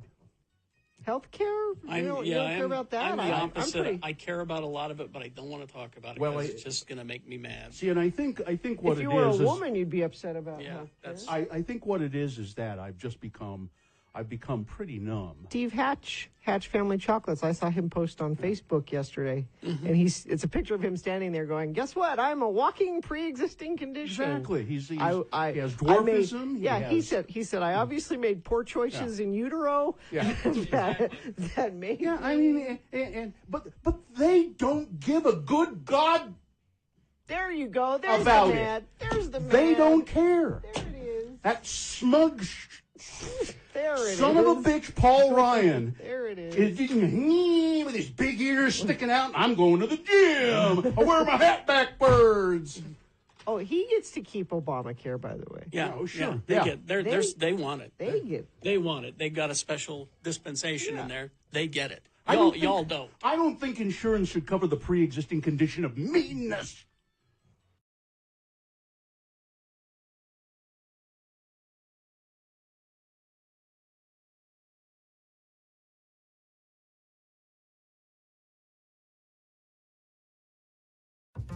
I don't know how it happened, but somewhere along the line, a rumor started that I hate kids. Well, it began to reflect poorly upon this morning show. Not just me, but on this morning show and on this radio station. Yeah. So in order to combat this horrible, horrible rumor that I really, really hate kids, I've decided that it's time for a public service message every Friday at this time called Just for Kids. And I do this because I'm a role model. Hi, kids. It's me, your role model, Kerry Jackson. You know, the guy you want to grow up to be. Sorry we have to do this, but I got to talk to you about a new high that's going around. And on the street, they're calling it chugging the udder. Huh? Tipping the teat, lapping the lactate, pastures new, chasing old Bessie, or riding the White River. Yes, kids, I'm talking about this new high. Yeah. And I'm here to tell you, you should never, never try to drink an entire plastic jug of milk in the space of an hour. Never do that. Don't do that. Now, I'm talking the vitamin D milk, not the 2% or the low fat. All right. Strong stuff. And it's got to be the real thing. It can't be that lactate. Don't ever drink an entire plastic jug of milk in the space of an hour, okay? Now, some say that it creates a kind of euphoria, kind of like the time I drank too much Jägermeister. I mean, woo. I was messed up. Now, others say that the human body cannot possibly digest that much lactose in an hour, and it will just make you vomit. Be careful of those people, kids. Those people are called scientists. And as our president has made very clear, scientists cannot be trusted. Besides, they just want to keep this secret all to themselves. So never drink a gallon of jug in the space of an hour, because when you chase old Bessie, nobody wins. This is a message from me to you, kids.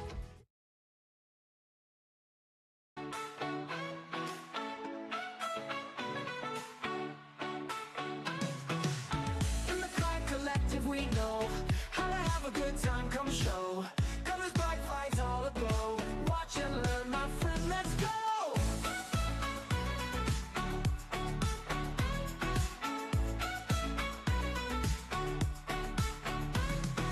Feel the beat, it's in your soul. Rainbow lights, let's lose control. Move your body, break the mold. All right, 8:47 right now. Okay.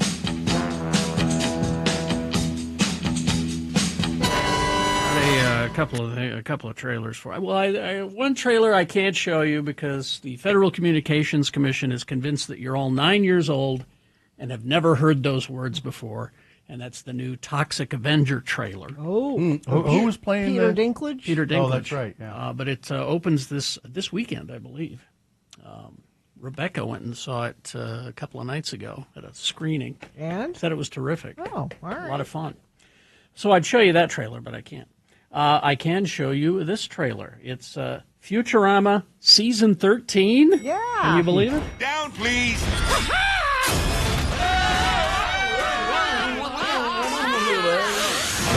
Ow! Whew! Good thing those spikes retracted at the last second as far as I know.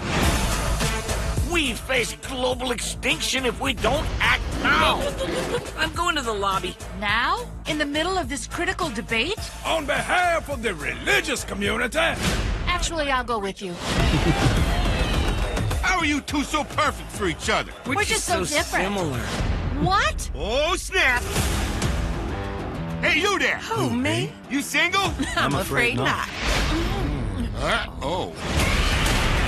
Yes, the threats are bigger. Ow! Bender, you nincombot! Don't tell me you took D-roids! Okay, I won't. Hey, everyone else, I took D-roids.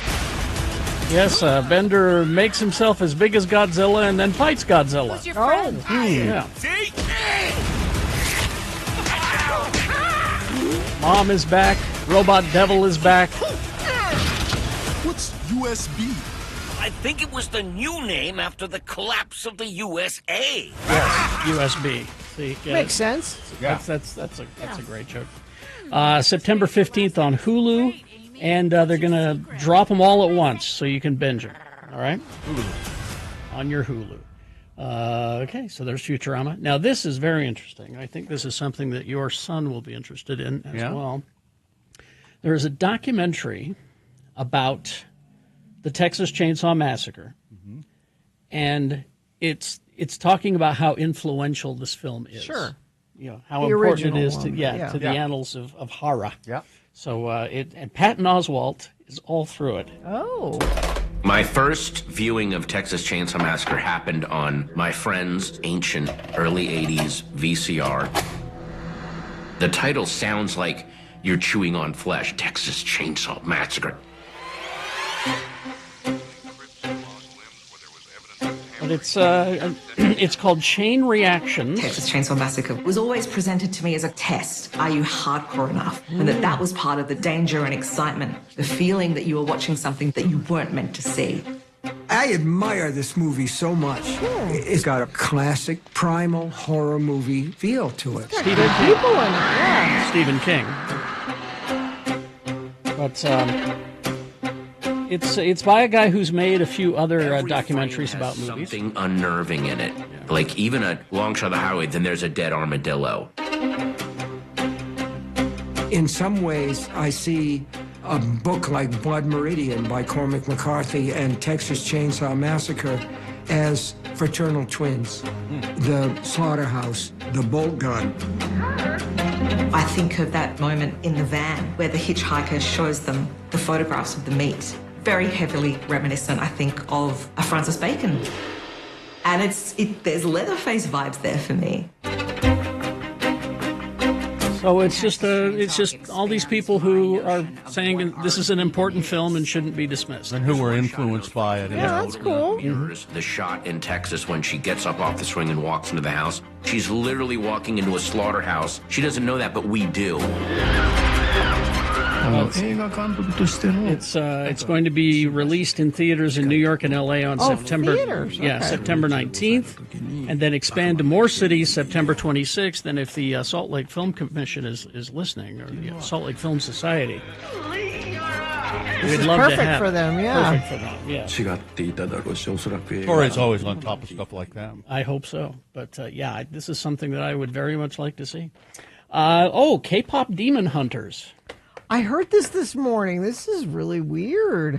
It's been on Netflix for a couple of months, and it's been extremely popular. Yeah. Well, they released it in theaters this past weekend, 2 days only. Just a special event? A special event sing-along version. And it brought in, let's see, $18 million.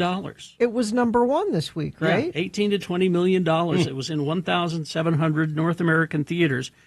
The highest showing of any movie over the August 22nd through 24th weekend. It's been out for a while. It's been on Netflix for quite a while. And right now, apparently, on Netflix, the sing-along version of K-pop Demon Hunters is there. And your nieces are all over this? My nieces love this. Yeah. The music and everything. They're listening to it over and over again. Let's see. Here we go. The Highlander remake continues to get casting. Okay. We get, of course, hairy-chested Superman is the Highlander. Henry Cavill. Russell Crowe is his dad, I guess. Dave Bautista is the bad guy. And now Karen Gillan has joined the cast. She will be, she will play Heather, McLeod's mortal wife and love of his life. Now, if successful, this may be the third franchise to her resume because, of course, she's Nebula in Guardians of the Galaxy, the Avengers. She's in the Jumanji movies. And now this one. So she's doing very well. Good for her. And she is delightful. Let's see. Fallout? Yeah. It's December. December, okay. December 17th. And remember, they dropped all the episodes at once for season 1? Yeah. So you could binge it? They are not going to do that this time.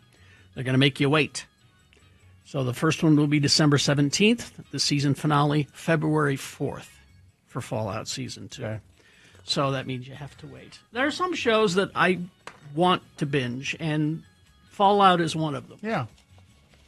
Some shows I'm okay going week to week, but the Fallout, for some reason, it just feels better if you binge.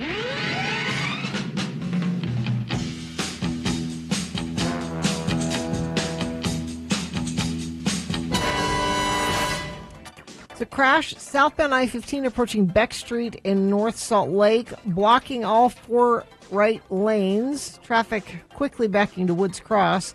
They had to stop traffic to move the crash from the left to the right side of southbound I-15 near Beck Street. Load spill eastbound I-80 approaching 23rd East, blocking the center lane and right shoulder. Traffic back to 13th East. We have a crash eastbound I-80 at State Street. Crash southbound I-15 at the I-15-215 junction. Crash eastbound SR 201 9th West. Crash northbound Bangor Highway 41st South off to the left shoulder. And whatever you're seeing out there, you can share it with us. Somebody confirming this one. Crash I-215 eastbound right past 13th East. Infinity member sent that in as well. 33986. Don't miss Big Head Todd and the Monsters Sunday. You mean yesterday? Yesterday. Okay. I'm sorry. All right, never mind. That's because we have AI doing everything for us. Pretty much, yeah. All right. We've got the Boner Recap game coming up after these messages and a song. And what is the prize for that? I hope it's not tickets to Big Head It's Todd. not. It's the Offspring. They're not coming until September 6th. So I know this is... Of what century? Offspring and Jimmy World and Newfound Glory coming to Utah First Credit Union Amphitheater on the 6th of September. All right. So Offspring tickets. All you got to do is play the Boner Recap game. Easy to play. Just tell us who won the boner this morning. If you were listening, you know. If you weren't listening, cheat. Go to x96.com, click on the box that says Boners, August 25, 2025, and it'll give you the answer, the correct answer there, who won the boner today, and you'll get those Offspring tickets. 877-602-9696 is the number to call to play the game after these messages and a song. 877-602-9696. Oh, I got something here. A present? No, not really. I thought you were going to show us the flap. Oh, I don't know. Nobody wants to see the flap. I think I kind of want to see the flap. Do you have it, Katie? Well, we'll see. So I've cleaned out my desk because we're moving our desks. And I've had this in my desk since Punk gave it to me. It's a box of cereal. I don't know why he gave me this box of cereal. It's never been opened. I don't know why he gave me cereal. But it's years old. Yeah, I mean, I wouldn't eat it or anything, but What kind of cereal is it? It's called Gollum cereal. And on the front, there's a picture of a happy Funko Pop Gollum eating something out of a bowl of cereal. Precious Flakes? They did this some years ago, and they would put a toy inside the cereal. A ring? One ring to rule them all? Yeah, it's No? So is there a Funko in there? There is. A little Funko character? I was just looking to see if you could eat the cereal, but Well, it says 1979 on it, but I don't think that's... no, it's 6/8/19. Oh, 19. I misread that. Yeah, 19. 2019. So 5 years old. I don't think you should. You don't want to eat that No, cereal. No. Well, I didn't want to eat it to begin with. That's why part of the reason I didn't open it. Toy made in China. Hooray. Let's see. Going through our Well, desks. should we there's all open kinds it? of stuff. You want to see I this? mean, there's no point in keeping it sealed, is there? I don't think so. No. Yeah. Actually, I'll try a piece of the cereal too. Why would you do that? You Gina, like I'm going an to Instacare. adventurer. You like going to Instacare. I'm That's an- the thing, right? Gina, that's not gonna do anything. You to don't me. know? There he is. It's a little Gollum toy. You can have it. Thanks. Or we could give it away. And put it back in the cereal and give the whole box of cereal away. We could do that. And then let somebody else go to Instacare. Yeah. No, I mean, it wouldn't hurt you to eat it. It just probably is just stale. It's all sealed. There's no bugs in it. Yeah, it is. It is sealed. Mm-hmm. It's still, the seal is not broken because there's still air in the bag. Yeah, no bugs in it. So yeah. I did have something in my desk at one of our other offices, some open box of some cereal or something, and when I went to move it out of my desk, it was full of ants. Oh, jeez. Ah. That's how you get ants. And you shouldn't keep food at your desk. Unless it's sealed up. The only thing I keep at my desk I have a box of like granola bars that are Candy bars. sealed, and then I have a can of nuts, like a metal can with a lid. I don't think ants are getting in there. No. Yeah. No, they're not. Ugh. I've started with my cereal at home. I've started taking it out of the bag that it's in here and putting it in a sealable gallon bag and then putting it back in the box because I don't eat it fast enough. Yeah. It dries right out. Or you could put it It's in stale. Put it in just, like one of those, you have that nice Well, you like Tupperware-like stuff. Yeah, you could, but I keep it in the box and then in that sealable bag. And So then you can read the box every day. I enjoy reading the box. Oh, there's a little game on the back. There here. is. It's a maze. Yeah, it's the Lord of the Rings Gollum maze. Hey, kids, remember what it was like to sit in front of the TV on Saturday morning and watch cartoons while eating your favorite cereal? Mm-hmm. Well, Funko does. So we're bringing back Saturday morning to kids of all ages with our new sugar-toasted Funkos. That's kind of a terrible name for Funko? Funkos. Okay, is your cereal, is that like a dessert thing? Is it like That was a message from Freddie Funko, by the way. Freddie Funko? or will you eat it for breakfast? I eat lunch. I have it for lunch. And is it like sugar cereal? It's Frankenberry. Your wife lets you have Frankenberry for lunch? When she doesn't know. Oh, okay. These are like green Cheerios. That's not very appetizing. From what I recall, they don't have much flavor at all. And I'm sure they don't have any flavor now. Yeah. Much sugar's in this. Funko did a whole line of cereal/toy giveaway lines back in that year. You can't buy these anymore, I would assume. No, the Funko has pretty much been tore up. You mean even the toys? The toy company has been it's been tore up pretty well. Why? What do you mean? It's just started losing money, and no. They were not spending properly, as I recall. They also got rid of their poster division, Mondo, which was really expensive original artwork movie posters. Oh, that's cool. That didn't sell, I would think. I'm kind of slow, So this is Gollum, the Lord of the Rings, and they're little round, like Cheerios, but they're supposed to be rings. Rings. Yeah. I just figured that out. Took me a second. Bill, if you were going to buy a box of cereal, what would you buy?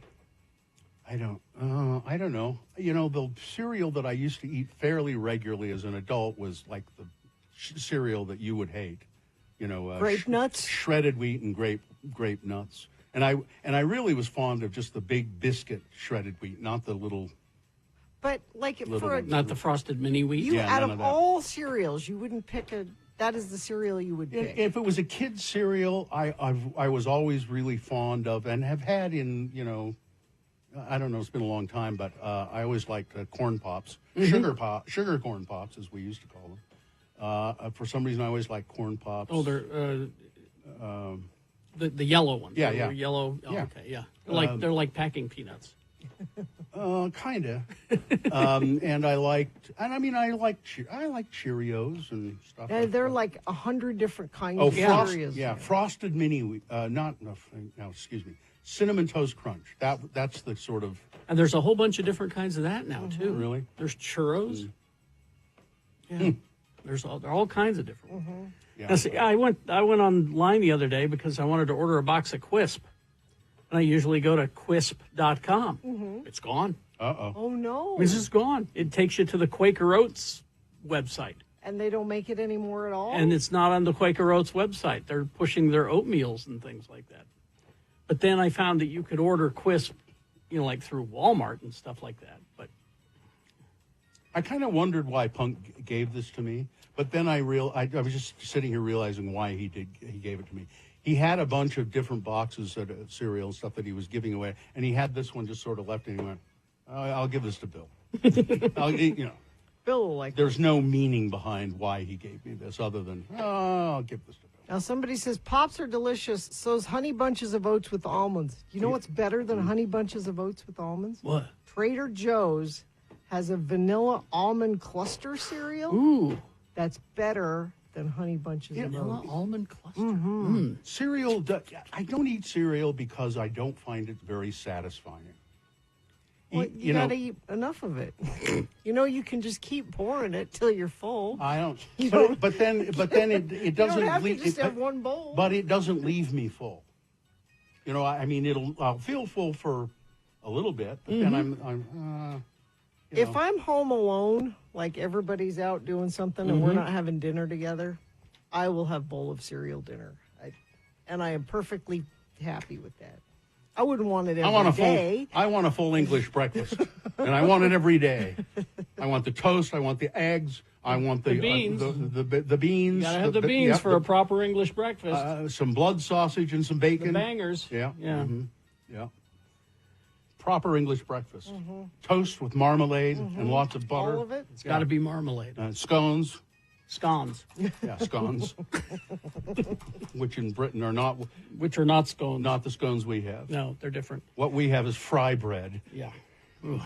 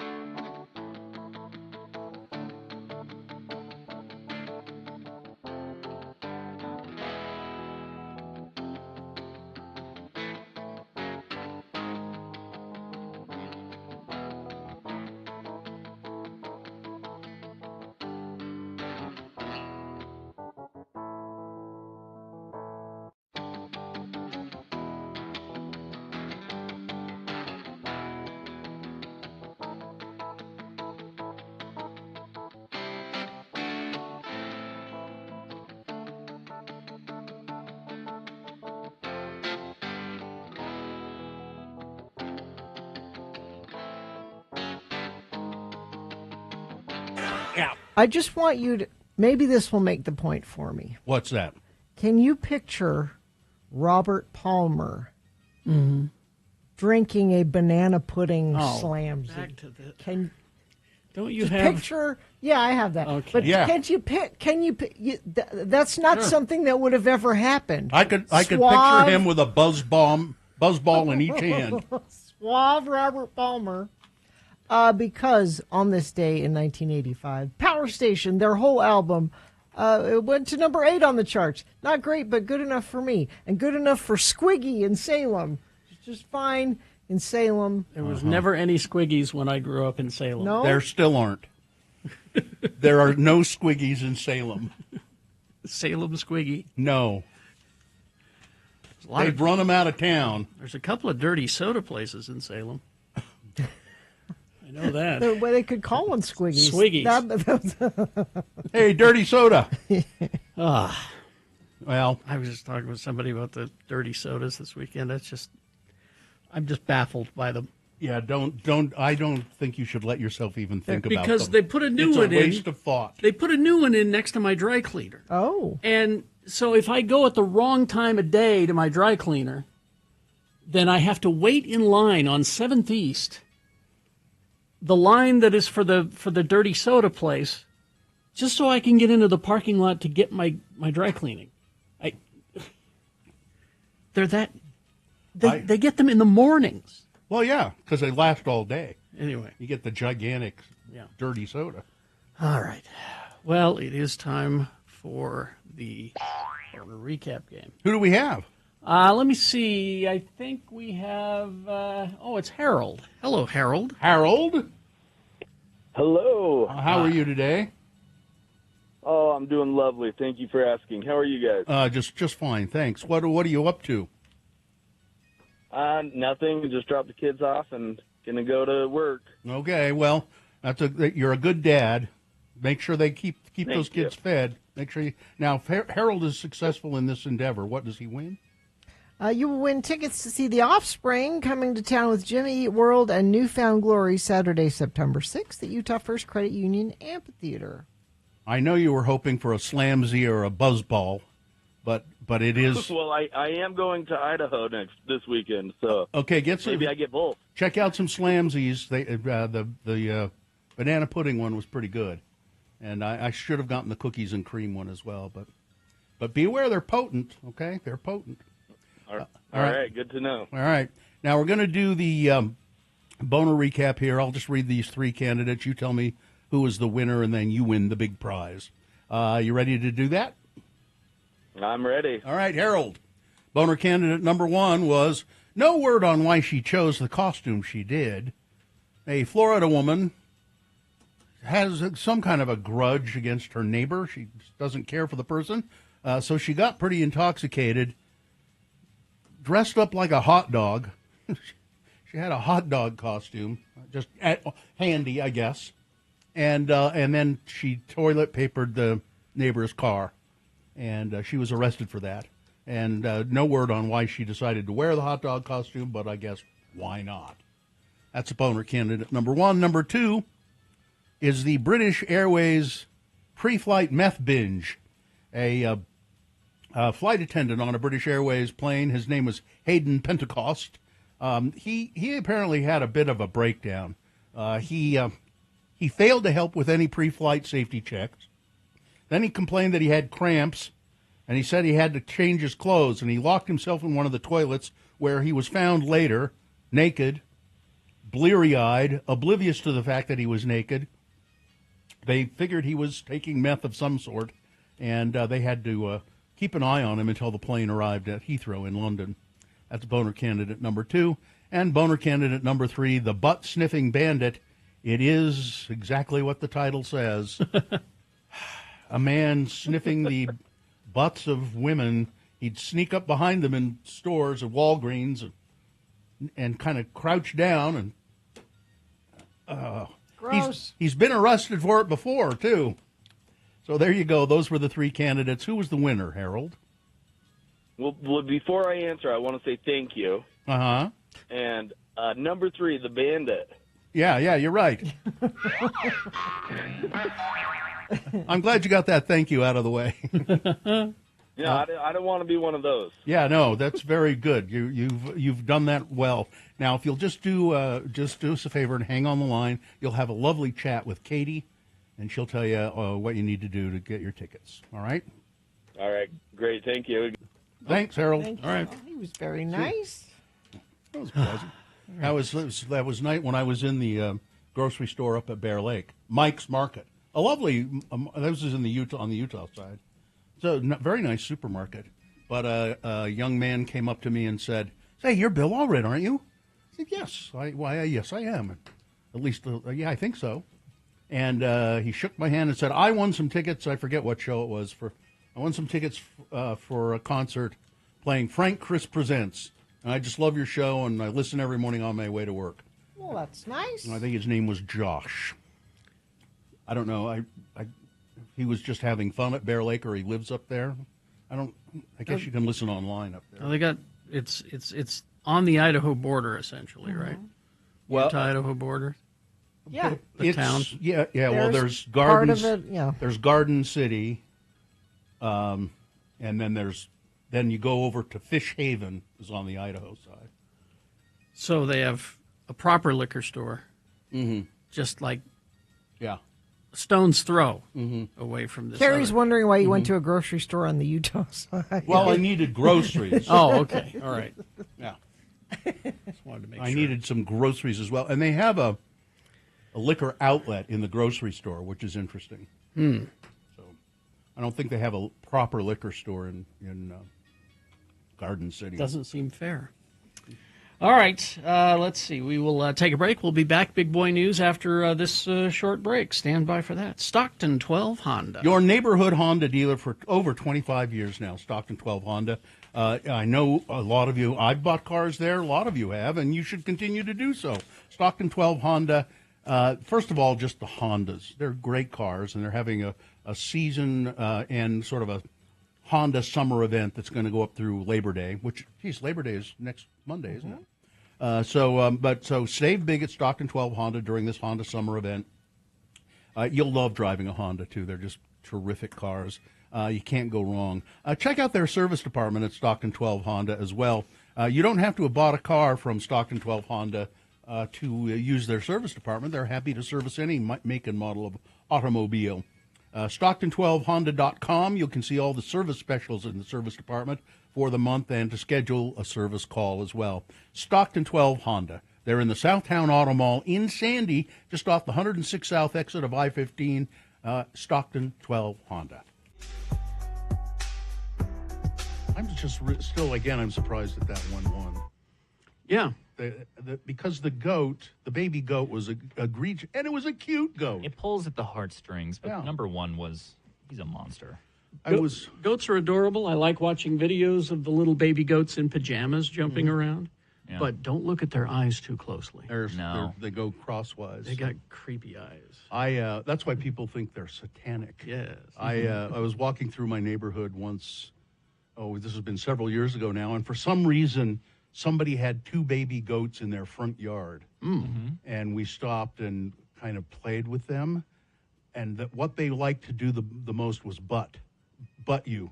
Oh yeah, they with their heads. They were all into that. And I mean, these were just little, by the size of a dog. Oh yeah, little baby goats. They were cute as hell. But would you knock it off? Jeez. Oh, they don't stop at all. Me and my wife were visiting her parents in Vernal recently, and they had some friends who recently had baby goats, which are just kids, right?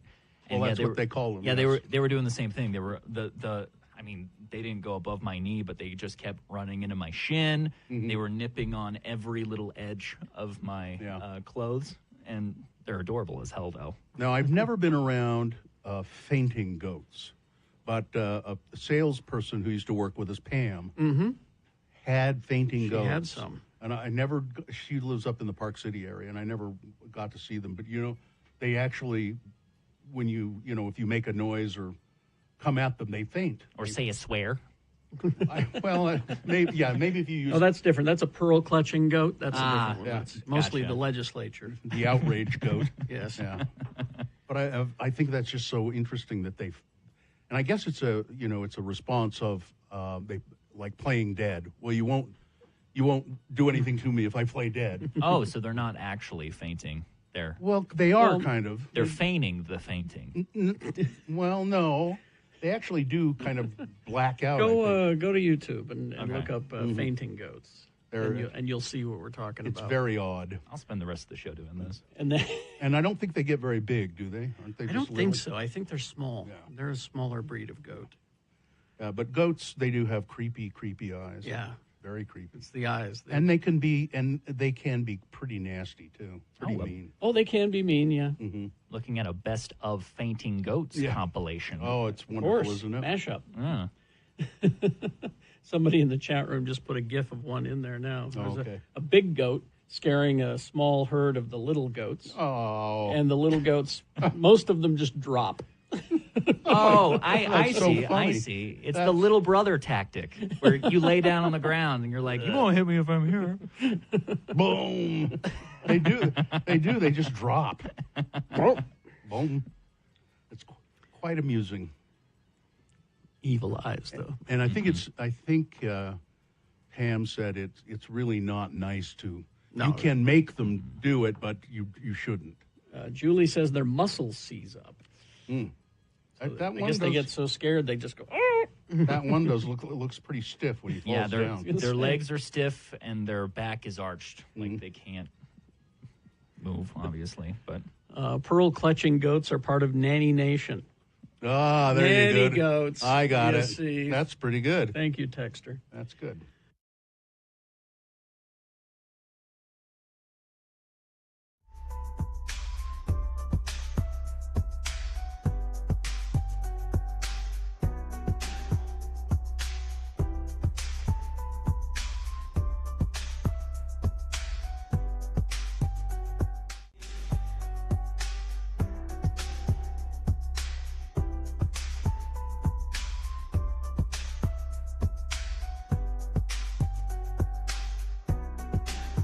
D6. All right, 9:20 right now.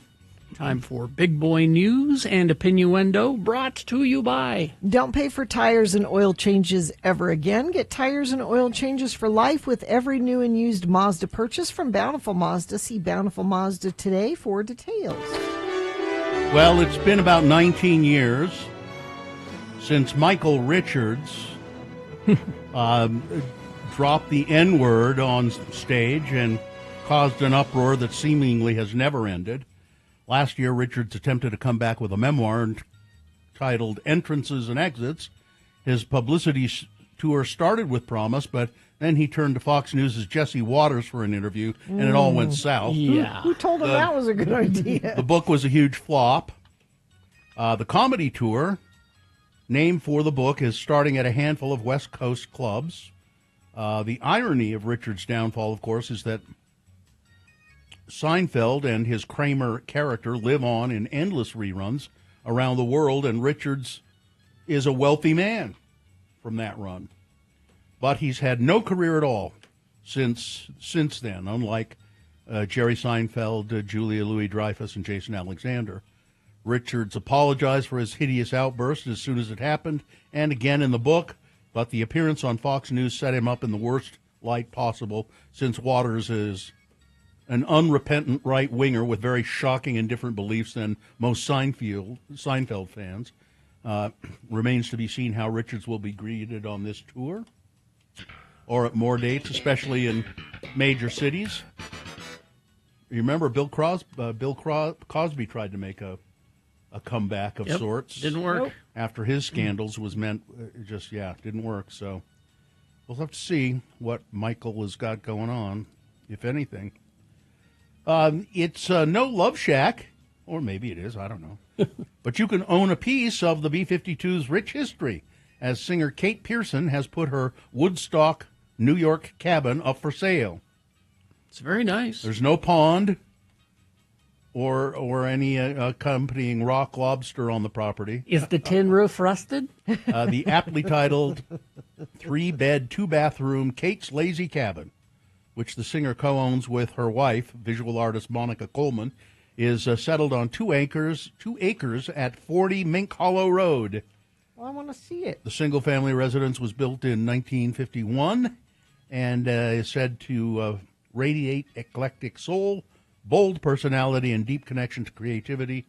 And It says the listing goes on to tout the house's curb appeal and its layered expression of vintage charm and artistic flair. Where's she moving? No word. Oh. None of your business is what it says here. It's a cute cat. I found it. Yeah, there it is. It's a cute cabin. How will you cherish the cabin? I love the kitchen.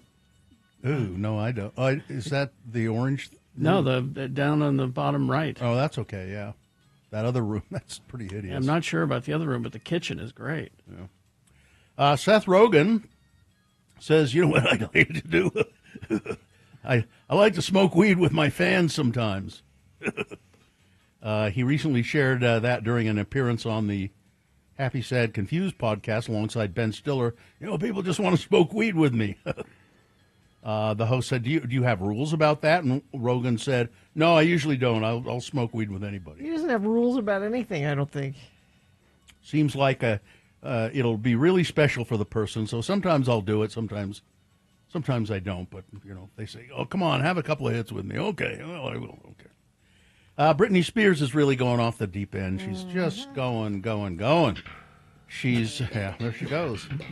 Bearing it all amid continued concern from her fans. She posed nude for a photo shared on Instagram on Saturday. In the image, she had her arms stretched above her head as she looked out a large window with her back facing the camera, wearing nothing but knee-high black boots and her hair hanging down her back. Spears used a small rose emoji to censor her butt. She's been posting numbers of photos and videos of herself on social media, sharing clips of herself singing, dancing, and modeling outfits. I need a bigger emoji to censor my butt. A rose isn't. You need something more like a Careful, dinner plate. A dinner plate. I was going to say, be careful there. And Brittany, there is a reason she had a conservatorship. Maybe he wasn't the best person to hear the No, conservator, but she needed it. It's Britney Watch, keeping you up to date with all your Britney Spears news. Yeah, well, she's not well. No. Sammy Hagar. He's fine. He's a live album featuring his Best of All Worlds band. It's the music live. It captures Hagar with his all-star band of Joe Satriani, Michael Anthony, and Kenny Aronoff performing at the Dolby Live at Park MGM as part of their Las Vegas residency earlier this year. As a preview, Hagar unleashed a live version of Van Halen's Summer Nights, one of the 19 songs on the album. Summer Nights was one of the first songs we wrote for the 5150 record. On our very first day in the studio, Hagar said. Eddie played the riff for me and played me that guitar riff, and I just started singing Summer Nights on my radio, and then the rest just came out. So, if you're a fan, now this we played early this morning. We played Judas Priest. Mm-hmm. Rob Halford is he thinks he would like to do an album of Tony Bennett songs. Do it, Rob. There are so many musical things that I want to do, he says, and among those is taking on the Great American Songbook, in particular Tony Bennett, a la Mark Tremonti of Creed and Alter Bridge's Frank Sinatra side project. I was singing Tony Bennett in the shower the other day, and I listened to my voice, and I'm going, do I dare consider something like this? Do it, Rob. I don't. Yeah, go ahead. Go ahead, do it. Take a chance. What have you got to lose? Nothing.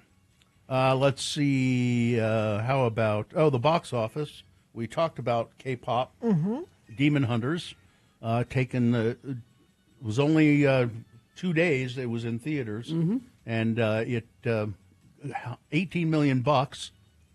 The film is it's a sing-along version of, maybe it's not exactly what you see on TV. It's not. It has the words underneath it, so you can sing along. So it's been very popular on Netflix, and it's been there for several months.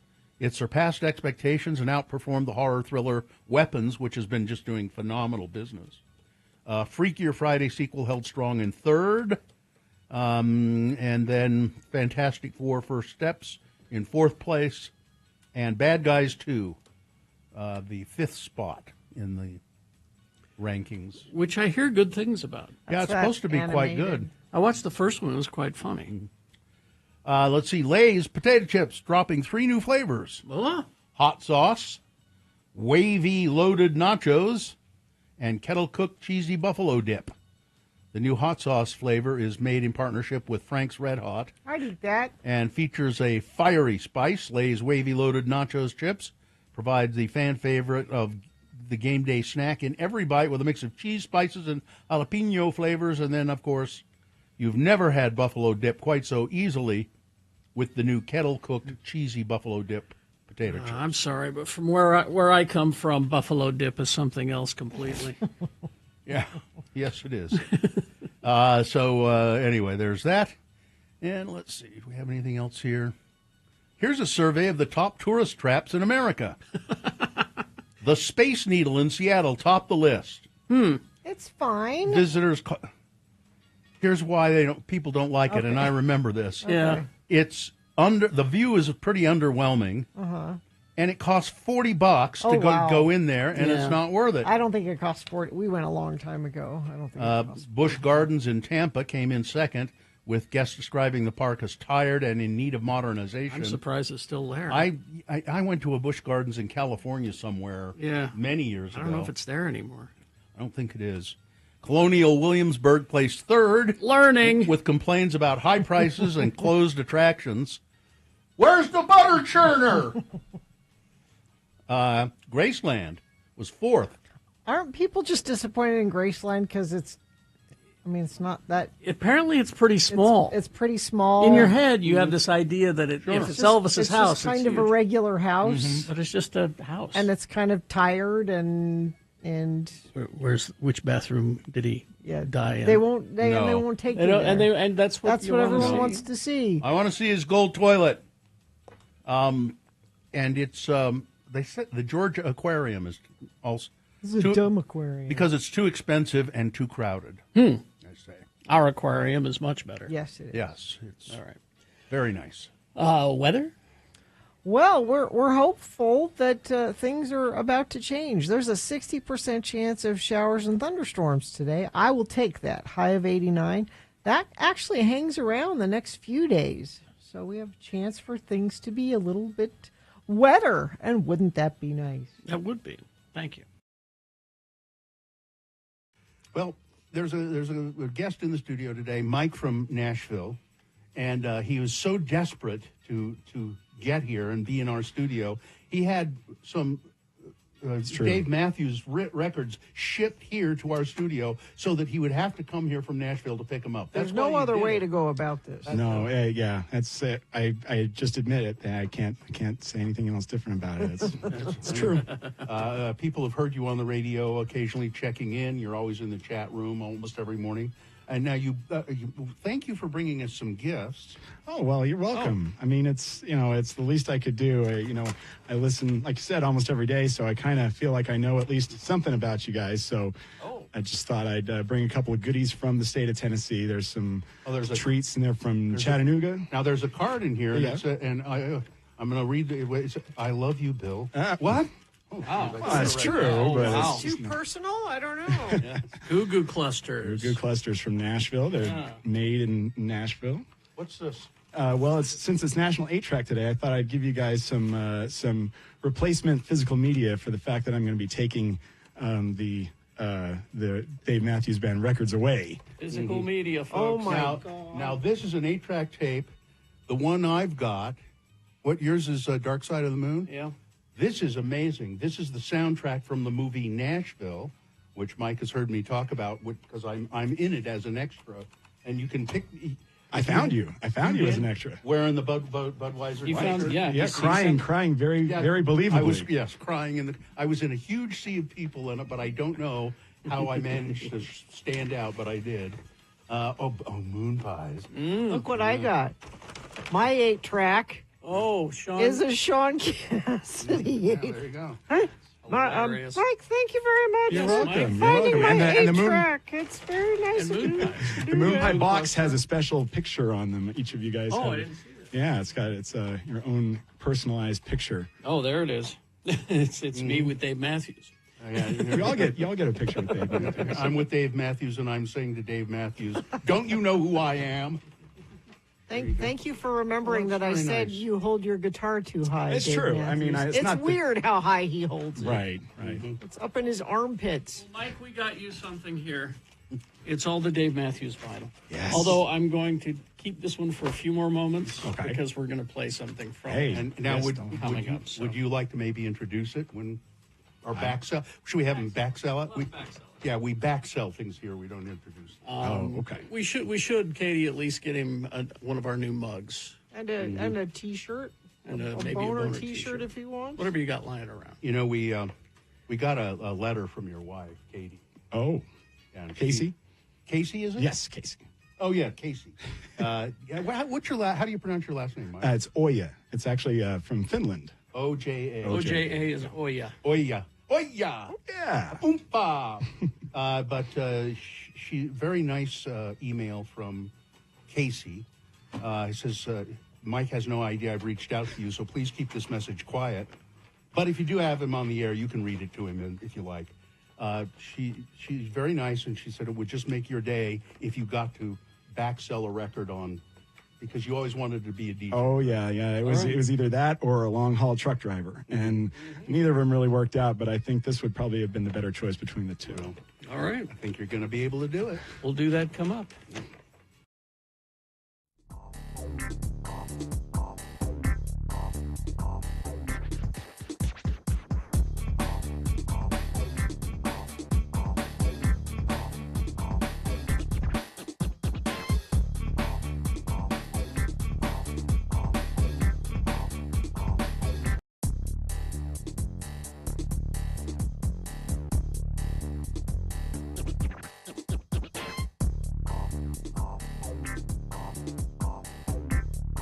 D6. All right, 9:35. It's time for the home show again.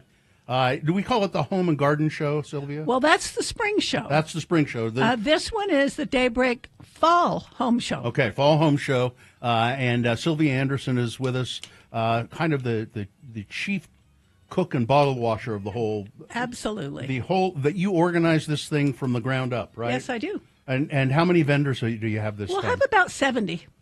Man, you must be one of the most persuasive people in the state. I think so. Yeah. I've been doing this over 40 years. Just getting vendors, and now it's going to be at Daybreak. Yes. September 26th. That starts tomorrow. No. Oh, September 26th. September not 26th. August. September 26th. September 26th through the 28th. You got time to plan, Bill. Yeah. Yes. So give us an idea of what you're going to see at the home show. Well, first of all, being at the Daybreak arena, well, it's not an arena, it's a ballpark. It's a ballpark, yeah. The Daybreak ballpark, we are inside the concourses. So when you say ballpark, sometimes people think that you're an outside tented show. No, we're inside the ballpark in the concourses. Parking is free for this. I know they charge parking for their games, but for our show, it's free. That's good to mention. Yeah. Parking is free. Admission is free. We have hourly workshops, DIY. One of the things that's really important when people come to an event like this is they want to learn something. That's the prime motivating factor. Yeah. And we've got some really cool, we've got this, I'm not announcing her name yet, but we've got this great organizational expert that is coming in, and she will, if you've noticed Daybreak is dense housing. Yeah, yeah. And so consequently you don't have yard space to put up a shed or unless you're in, Riverton or one of the surrounding areas.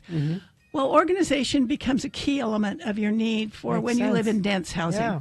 So we have an organizational expert that will be coming in. She'll be there through the whole weekend. She'll be doing workshops on how to organize and declutter and so forth. But also, she has another service. She will come into your home and decorate for the holidays. Oh, really? Ooh, Yeah. She'll bring everything and do it. And... That would be up to her how yeah. they do it. But yes, she has that skill. So we've got that as one of our primary DIY. And she is happy to share all of her professional tips with you. This is a person who knows that that it is true. There's a place for everything and everything in its place. And only handle it once. Yeah. Oh. Yeah. When you pick up something that needs to be put away, don't pick it up and move it someplace else. Pick it up and put it away. Oh, yeah. And that saves time. That anyway, we've got how to paint a house like a pro, inside and out. We've got financial planning workshops. I mean, there are DIY on just about every subject. So Landscaping? That you can, yes, because we have to get our gardens ready for fall. And can you believe it? We have to plant for spring next month. Bulbs. Yes. So if you want your beautiful bulbs, and that's one of the things, I used to live up on Dimpledale, and then we downsized.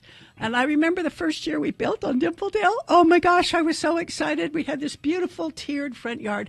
I planted myself personally 1,100 bulbs. Oh my gosh. 1,100 bulbs. That's a lot of bulbs. So I was so excited because I love flowers. And when they were going to bloom, I couldn't wait because I knew that the blooms would open the next day. Ran out in front, and it looked like you took scissors and cut off every bloom. What? The deer ate all of my blooms. They'll do that. 1,100 blooms. Yep, they'll do that. I was so sad. I stood there and cried. Is there a plan for dissuading deer from doing that? Well, you can put cuttings from people's hair in your garden, and the deer won't come. Huh. If you can go to a barber shop and sweep out some of their hair and spread it in your garden. Wow. At any rate, one of the things that's nice about Out in Daybreak is I don't have deer eating my bulbs. Yeah. So there are benefits. Now, you got some time to plan because this is September 26th through the 28th. Yep, a month. So where do you get tickets? Can you get them now? Yes, you can download them from Eventbrite. All of our listings, and it will be on your website as well. There'll be a link. There's a QR code. You click on the QR code, it will take you right to where to get the free passes. Yeah, it's the admission is free, but you want to have this. Yes, pass. because what the benefit of pre-registering is when you pre-register next year it'll be next May. We'll be back after this one. We'll send you a free pass automatically. Oh, okay. So it gets you on the mailing list. We don't send junk mail, and we don't sell their information. We don't do that. But we will send them free pass for the next show here in Utah. So we do 2 shows a year here. How many shows have you done? Over my lifetime? Yeah, do you know? Oh, probably 5,000 or 6,000. Oh, my God. She knows what she's doing. So you say you do, I cut you off there. You say you do 2 shows here, but you do. And we do 2 shows in Orange County, California. Oh, okay. So I've been in the shows that I've been doing for so long. As you know, the industry has changed. We used to do 4 shows a year here in Utah and 16 shows a year in California. Oh, my. And when the downturn came and changes in how people shop, live shows are still relevant to any shopping industry because people want to see, touch, and feel what they're buying. And you're not going to go buy from a TV ad or from a magazine ad. You're not going to go buy a $10,000 kitchen. No. You want to be able to open those drawers, see how they're joined, talk. The other thing is being able to talk to the owner of the company. The people who install them or make them. Yeah, because you want to know that you're going to get along with them. Exactly. Yeah. So coming to a live event is critical in when you're shopping for the high-end products to remodel your home. I agree.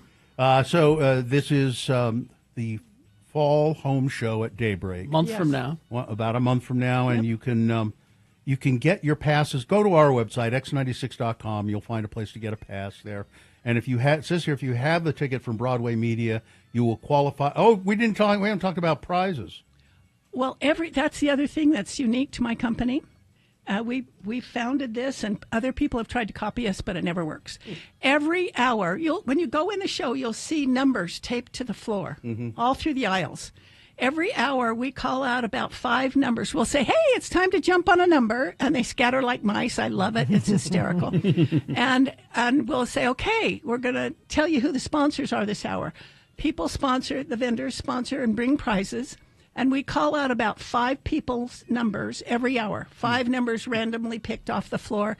And if they're standing on a number, they win a prize for free. And we do that every single hour of the show. Excellent. It's like a cakewalk, kind of. Kind of, Yeah. but it is so fun because you can win prizes from the vendors themselves, and then you can go and find out more about that vendor. Mm-hmm. All right. Are you still adding vendors, by the way? Yes, absolutely. Yeah, still. Yes, You probably we've got some quality available spaces. Mhm. We have 2 garden areas. If people have a big thing like spas or construction that they need to build, sheds for the areas that do let you have sheds, we've got 2 big patios that those kind of structures can fit on. Excellent. All right, so go to x96.com. You'll be able to download your passes there. It's the Daybreak Fall Home Show, September 26th through the 28th. Sylvia Anderson, thanks for being with us. Thank you for having me. We love you guys. Well, we'll see you again. You will. Okay. Thank you very much. All right, we will take a break, play a song, and crawl towards the exits after these. Well, we can.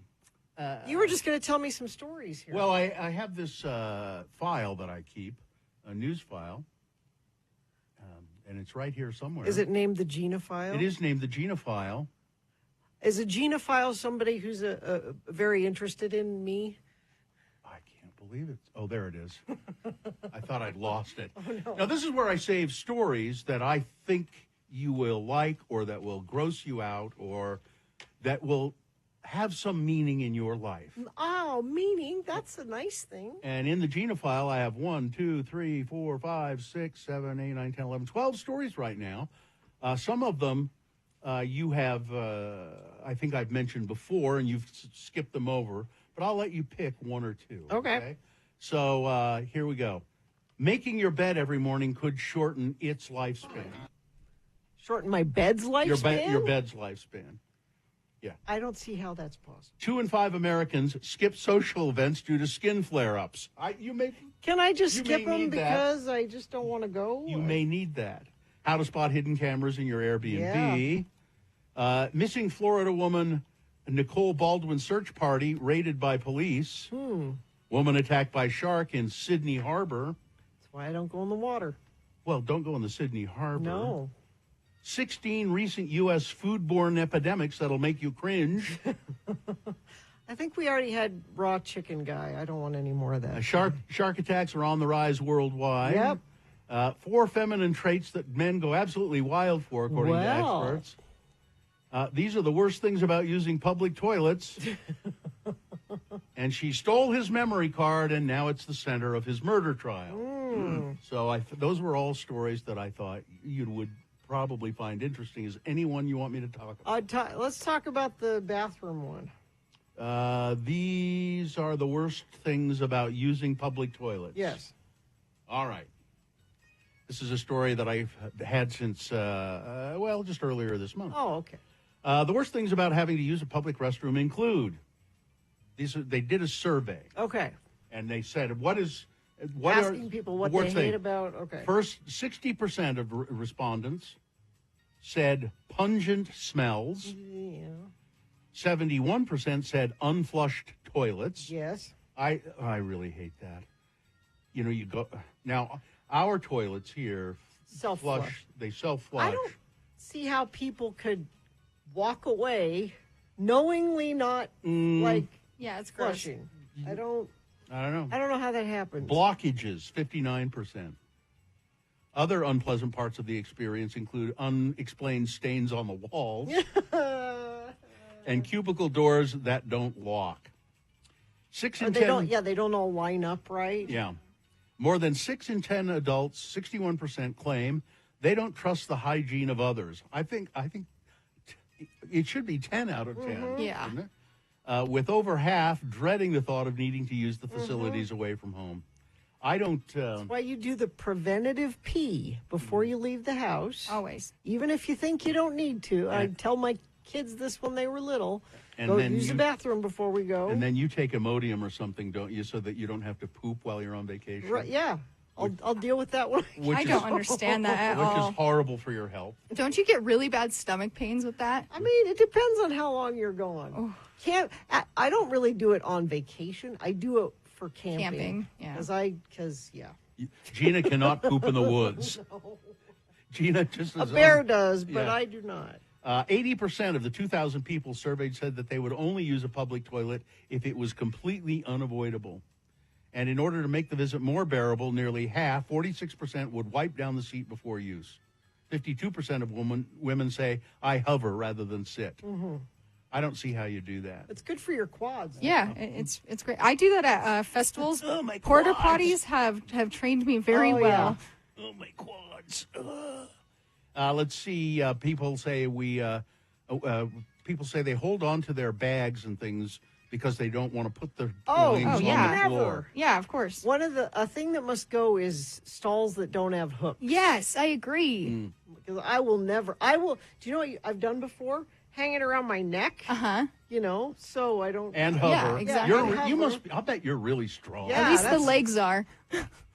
This study was commissioned by a toilet cleaning brand in Great Britain called Blue, Bloo. Blue. They Is found that like the blue water? I don't know. Do people still do the blue water? I've seen a couple of places, but not often. I used to think that was really cool. You could hang that little thing Yeah. in the tank, and it'd make the water blue. I know you can still buy them, but I don't know I many never places see it, that use though. them. It says Londoners, 58% of Londoners are content with using a restroom open to the public, believing the standard of cleanliness is under par, but they'll use it. But London is one of those places that's hard to find a public toilet. It's not just. Yeah. Or sometimes you have to pay. In Amsterdam, there's a public toilet that it's like open air. What? It's I don't know how to describe it.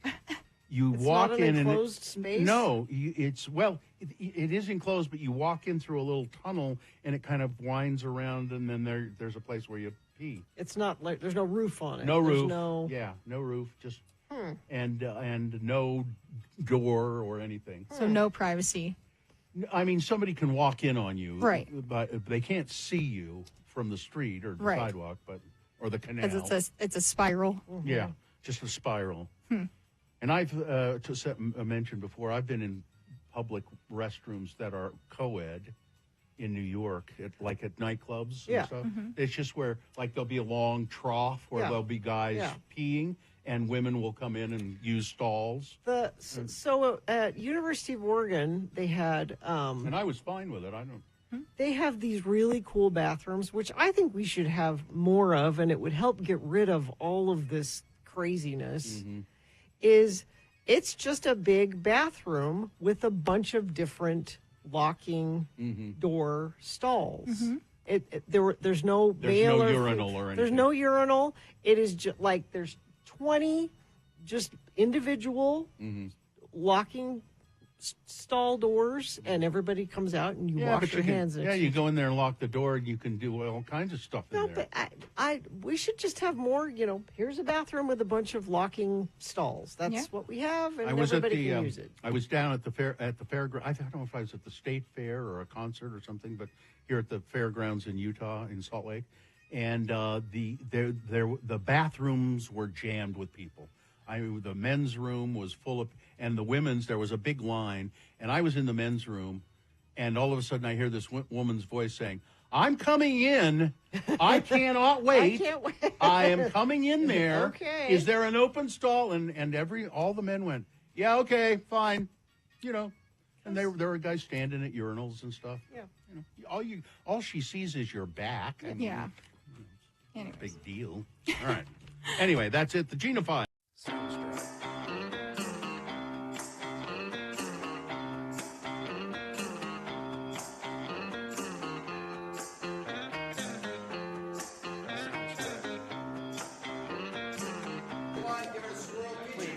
Don't call this day drinking. This is refined. This is special.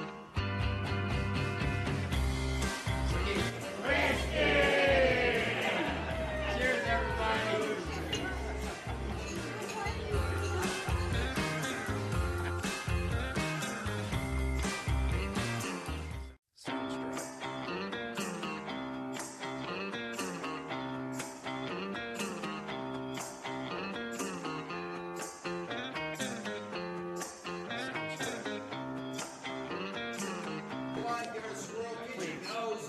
call this day drinking.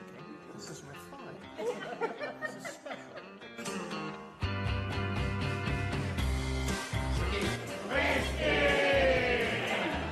Cheers, everybody.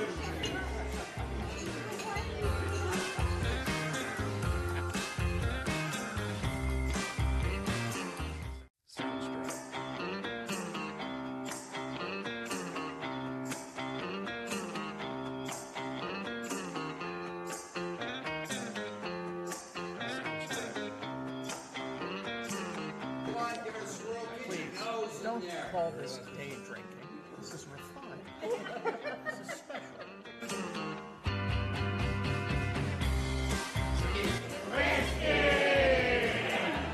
Cheers, everybody.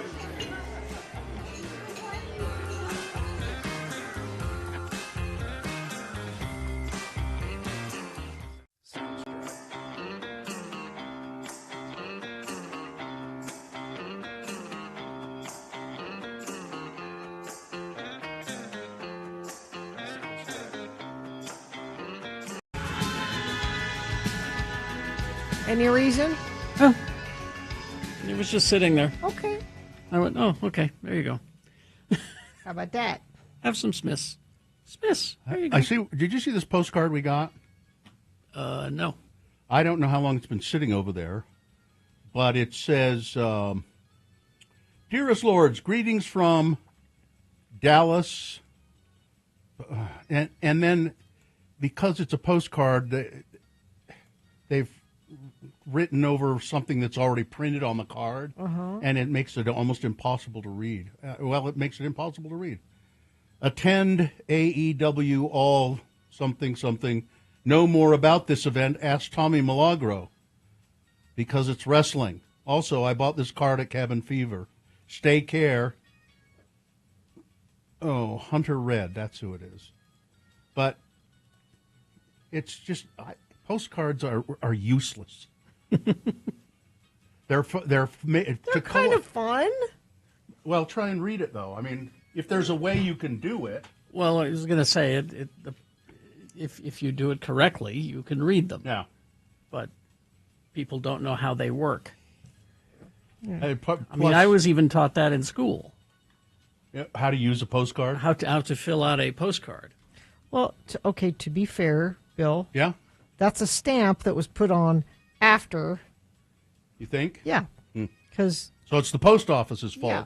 It says, "Dearest Lords, greetings from Dallas. Before I attend AEWAI, the wrestling thing in Texas, to know more about this event." I see. Okay. Yeah.